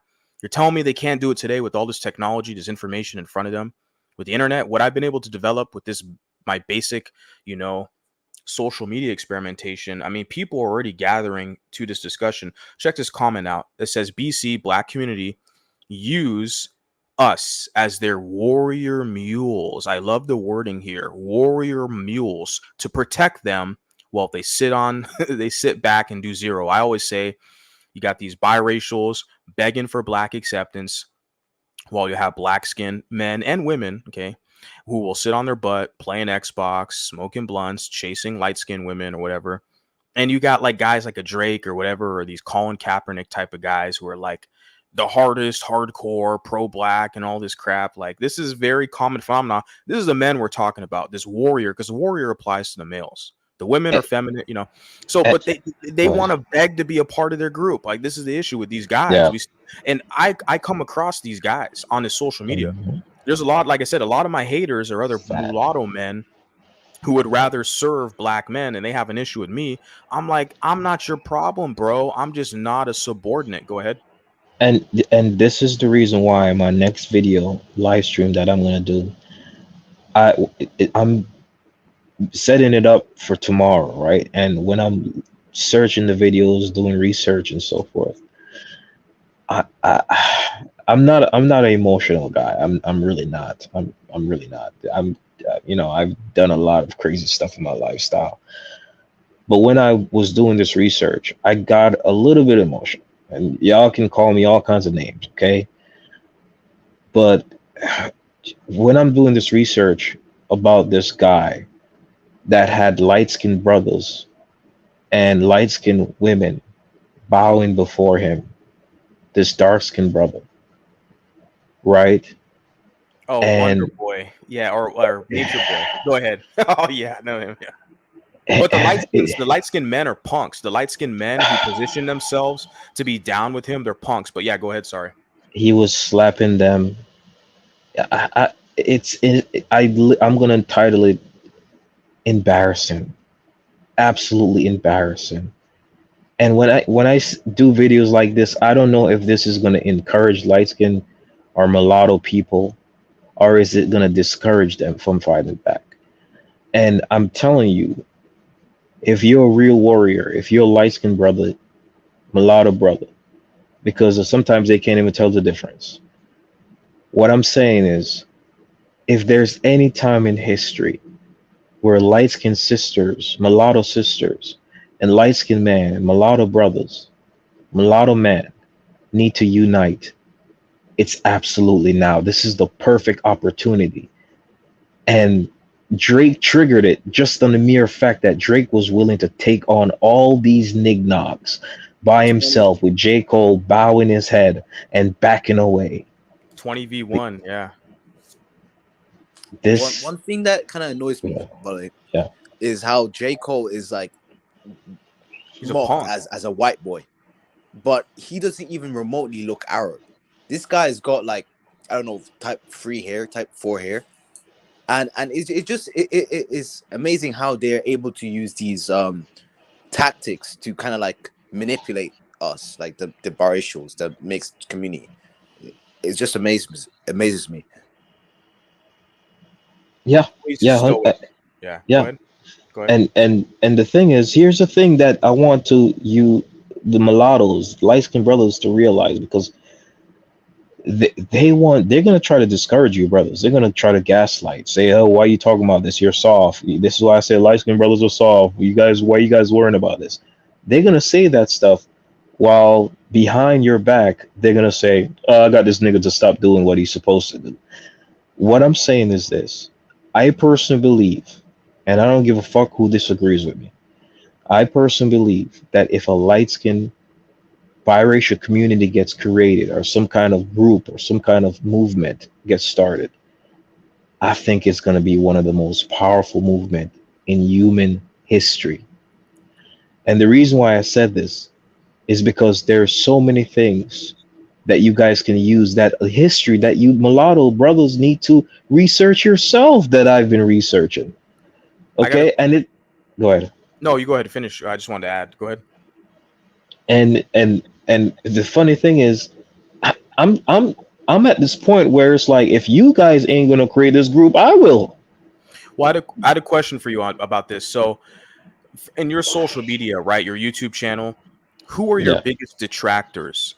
Is it black men? Because I know you stick up a lot for lighter skinned men. You can kind of see the hypocrisy, so you call it out, question it. And so, who is your biggest detractors? For me, it's not even really black people. My biggest detractors, be honest with you, are not even black men. It's biracial people, men and women. I haven't really gauged really the numbers, but it's mostly I have mulatto people or biracial people who are my biggest detractors, because they're basically Stockholm syndrome. Their whole framework is basically in black, and they see a guy like me trying to do my own thing, trying to strive for independence. They're so against me trying to be independent. They want to pull me back into Blackistan, essentially. And I'm like, look, I respect black people. I love African cultures. I respect all people. I'm trying to preserve my own autonomy, my own personhood. I have too much pride and self-respect, but I find a lot of biracial people, mulattoes, they have no pride, no identity. They're cowards. So they see a guy like me, it infuriates them. So most of my biggest detractors are other mulattoes. I'm going to keep it real. Before, like, what about you? I go ahead, bro. No, man, you want to go? No, go ahead. Yeah, I've gotten dark skinned man the most. I guess it's because you're more of a mulatto, so the mulattoes will target you. But I get dark skinned man calling me an agent. I'm sorry, that's funny. They're like, "You're an agent. Who do you work for?" Like I'm some kind of government. What do they call it? Yeah, you're right. You're just a free thinker. You have your own voice. Yeah. I've had dark skinned sisters who say that we're all black. It doesn't matter what skin complexion. I get lighter, and I also get lighter skinned sisters, unfortunately, that would say that, yeah, we're privileged. They're right. What are you doing? We're actually privileged. I get lighter skinned sisters that actually disagrees with me. Right. So it's between dark skinned men, dark skinned women, and lighter skinned sisters. I guess the mulattoes men are probably scared to say this to me, because, like I said, I guess they believe that they can talk to you more, because a lot of the mulatto men, a lot of them are. They're punks. I've been exact. I didn't want to say it. You said it. Well, but it works the same way, because I'm mulatto. I can kind of clown these mulattoes and talk shit, right? It's the same way with you, because on your stream yesterday, you were saying some pretty, like, kind of we can say harsh words for the community. And I was listening to you kind of laughing, and I was thinking to myself, look, you can say that. You can say a lot of like mean stuff about black people and generalize because you're black. Because if I say those same things, you know, the main people are going to hate on me. It's not black people, it's biracial women. Biracial women who have black baby daddies. Those are the main ones who are going to call me racist and hate on me. But you can say it because you're a black guy. But you know, that's how it is, man. Yeah. Listen, you know how I roll already, Mulatto. You know how I roll. I don't give a fuck about these. I already disassociate myself from the black community. Me personally, like I said, I don't care what skin complexion somebody is. I light skin, dark skin, mulatto. I don't give a fuck what you are. But the reason why I'm fighting is because no one else is fighting for light skinned brothers. Because light skinned brothers have been fighting for dark skinned brothers, the Colin Kaepernick, all these different brothers, the Malcolm X, right? The Booker T. Washington, the WB Boys, all these different mixed light skinned brothers that was fighting for the black community. Dr. Claude Anderson, you heard of him? He fights for black people. Dr. Claude Anderson. Yep, 100%. You heard of him, right? Yep. So there's a lot of people like pro-black, like consciousness stuff, where there's light-skinned guys like in the pro-black stuff, and they're really fighting hard for black people. You heard of the Sarah Suit and Seti? You've heard of him? Like, there's a lot. There's a lot of these guys, and they're super light-skinned, you know, mixed, and they're fighting hard for black people. It's like, damn, like they're. And watch this, mulatto. The video that I did when I said light-skinned icons of light-skinned and mulatto brothers. That's the video I recently did, and just look at the title. The title says Part 1. That's what I said in the title. Meaning I'm bringing the heat. I'm going to bring so much fire, so much pressure on lighter skinned women and mulatto men and the whole community in general, to the point where a lot of lighter skinned sisters, mulatto sisters, are going to feel ashamed to be walking next to a darker skinned brother.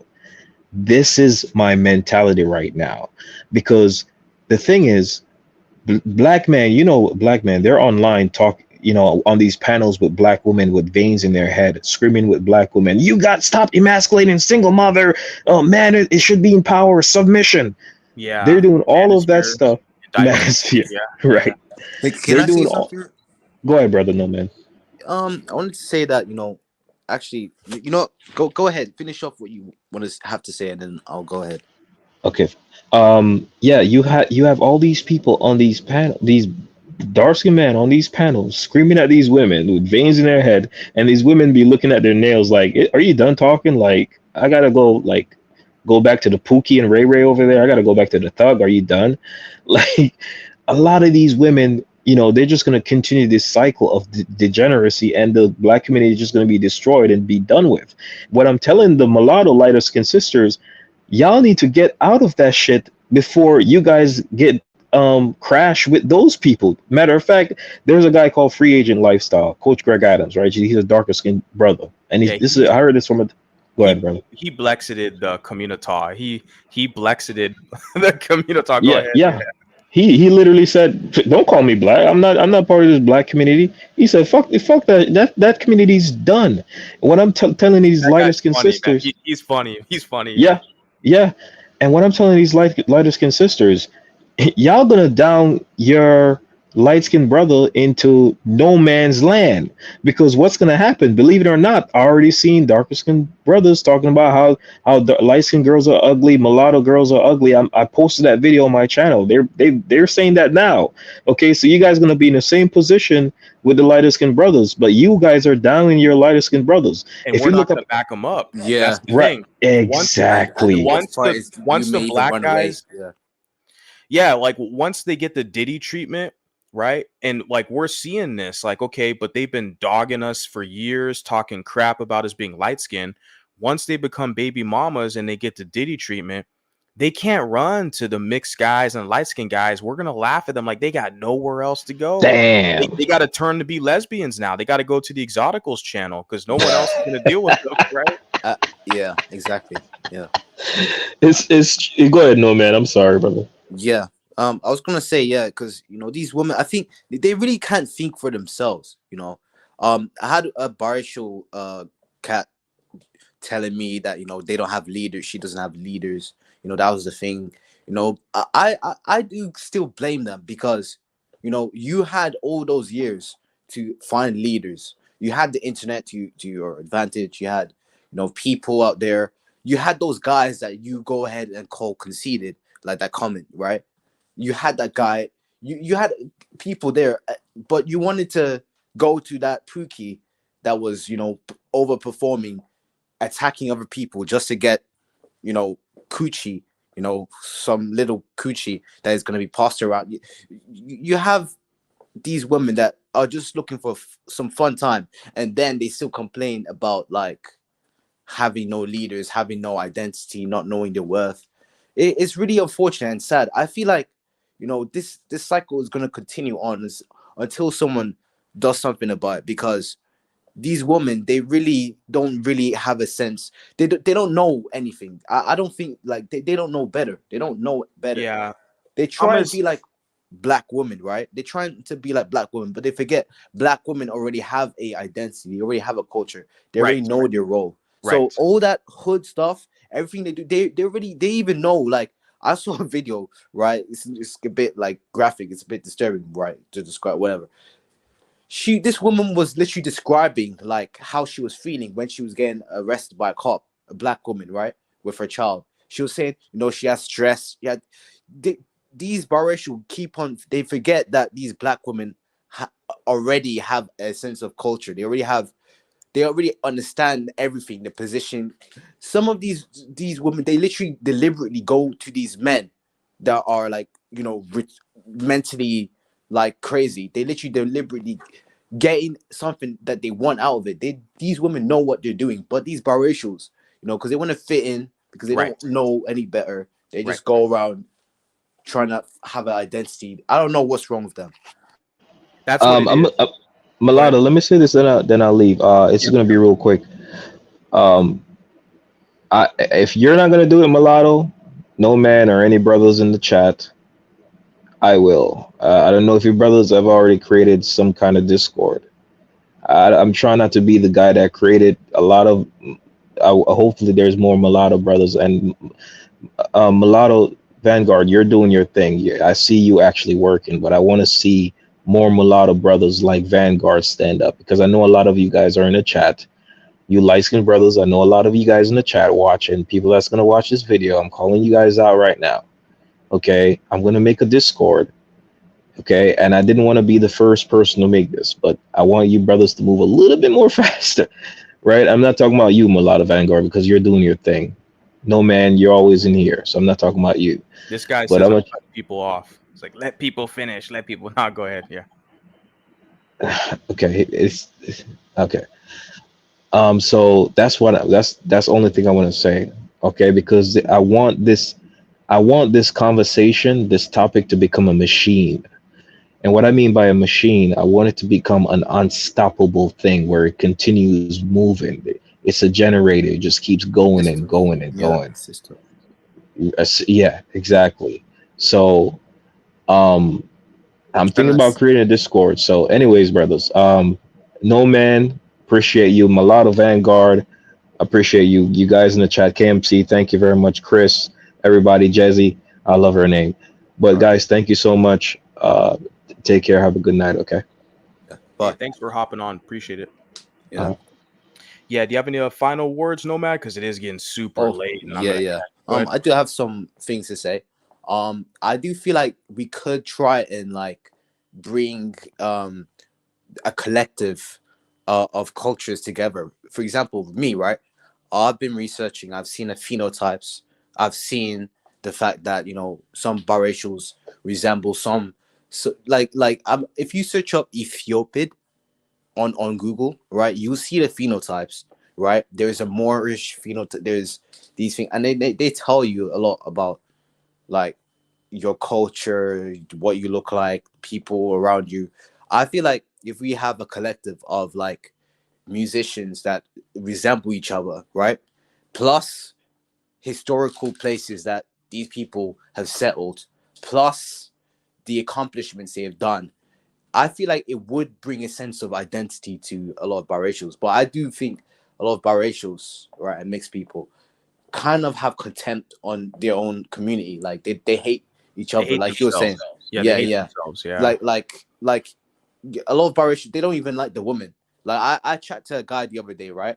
And then I was talking about how they would get great, or like how he left his community. He said, yeah, he talked to white women and Asian women. And then after he said he was part white, that he could date a white woman, he could date Asian. And then I was talking about his woman. Then he said, "You're not my woman. You're not my woman." You can see like they completely left. Like many of these guys, they don't even think about those women, their counterparts. They don't think because they have contempt for them. The moment that they've been with the Pookies, it's not like just being with a black guy. No, with those hood boogers, those guys, low level guys, is the moment that most of them just left. Like they didn't even contribute. Like I wouldn't lie, I had that mindset as well, where I would think in my own mind like that I don't have any race to be with, right? I'm just chilling at home, that I just do my own thing, right?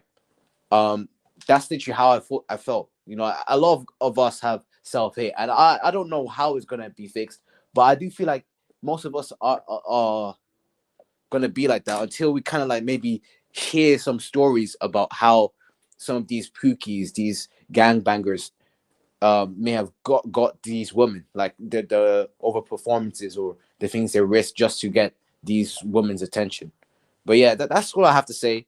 I feel like that dude For Light is doing a lot for us. It just shows you that a lot of us guys, us mixed guys, we really like don't even have any care for people like us. That we're just completely invested in ourselves and other communities. So yeah. Right. Yeah, serving other people. Yeah. Yeah, you hit the nail on the head. Yeah, I appreciate you hopping up on here. Cool. Yeah. Yeah. And what you said is very essential. Like that's the thing too, as well. Like I mentioned before, like most of my detractors are other mulattoes, like because they can't fathom what I'm saying. They feel like it's so foreign and alien concept where I'm talking about self-preservation, community development, identity formation, establishing cohesion. Now, for me, I take the position of the history. Like you do have a history. Mulattoes have a history around the planet, but I'm an American, so it's going to be more centered in my homeland. Okay, I'm sharing a lot of it here, but I do want to explore around the globe as well. And I think the history is significant because you can kind of learn from the past. And not kind of, you can learn from the past, and it's something that you can draw inspiration from. When you can see people in the past who've developed technology, were real kind of culture setters, trendsetters, and that stuff is inspiring for me personally, because I do like history, and we have a history. People will attack you and tell you don't have a history. They're liars because they co-opt and steal all your history. But now we're taking it back. Okay, it's ours, and we're going to build upon that. We're creating history right now. But I want to close off by saying, ultimately, everything it's from my position. I see this. It's the men's fault. I mean, I can clown at the exoticals and laugh because I see it. It's like basically a kind of femcel, lesbian kind of clique, etc. And there's no hate on them or shade, but I realize they kind of pretended to be for mixed people. But it's basically a black woman space now. Like they have a lot of black women that are lesbians and femcels, and that's kind of what that space caters to over there. But I do respect the mixed women who have channels that dedicated to their mixed. I know even in the chat, I have a moderator, Briella.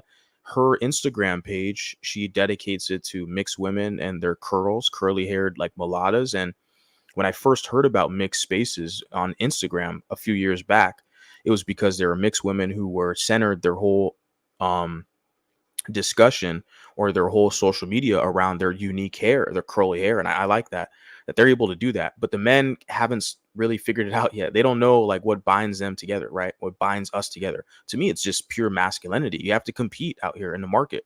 And people are going to be mad and be sad and angry because I'm hurting the feelings of their black daddy and black baby daddy and they black best friend or something like that, whatever. It's a competitive world. It's a dog-eat-dog world. And I'm not getting fucking punked out here.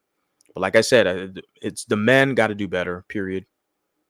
The women who aren't really on your page or you're not vibing with them, just don't even deal with them. It's very simple. Like there's too many women out here. There's just too many women.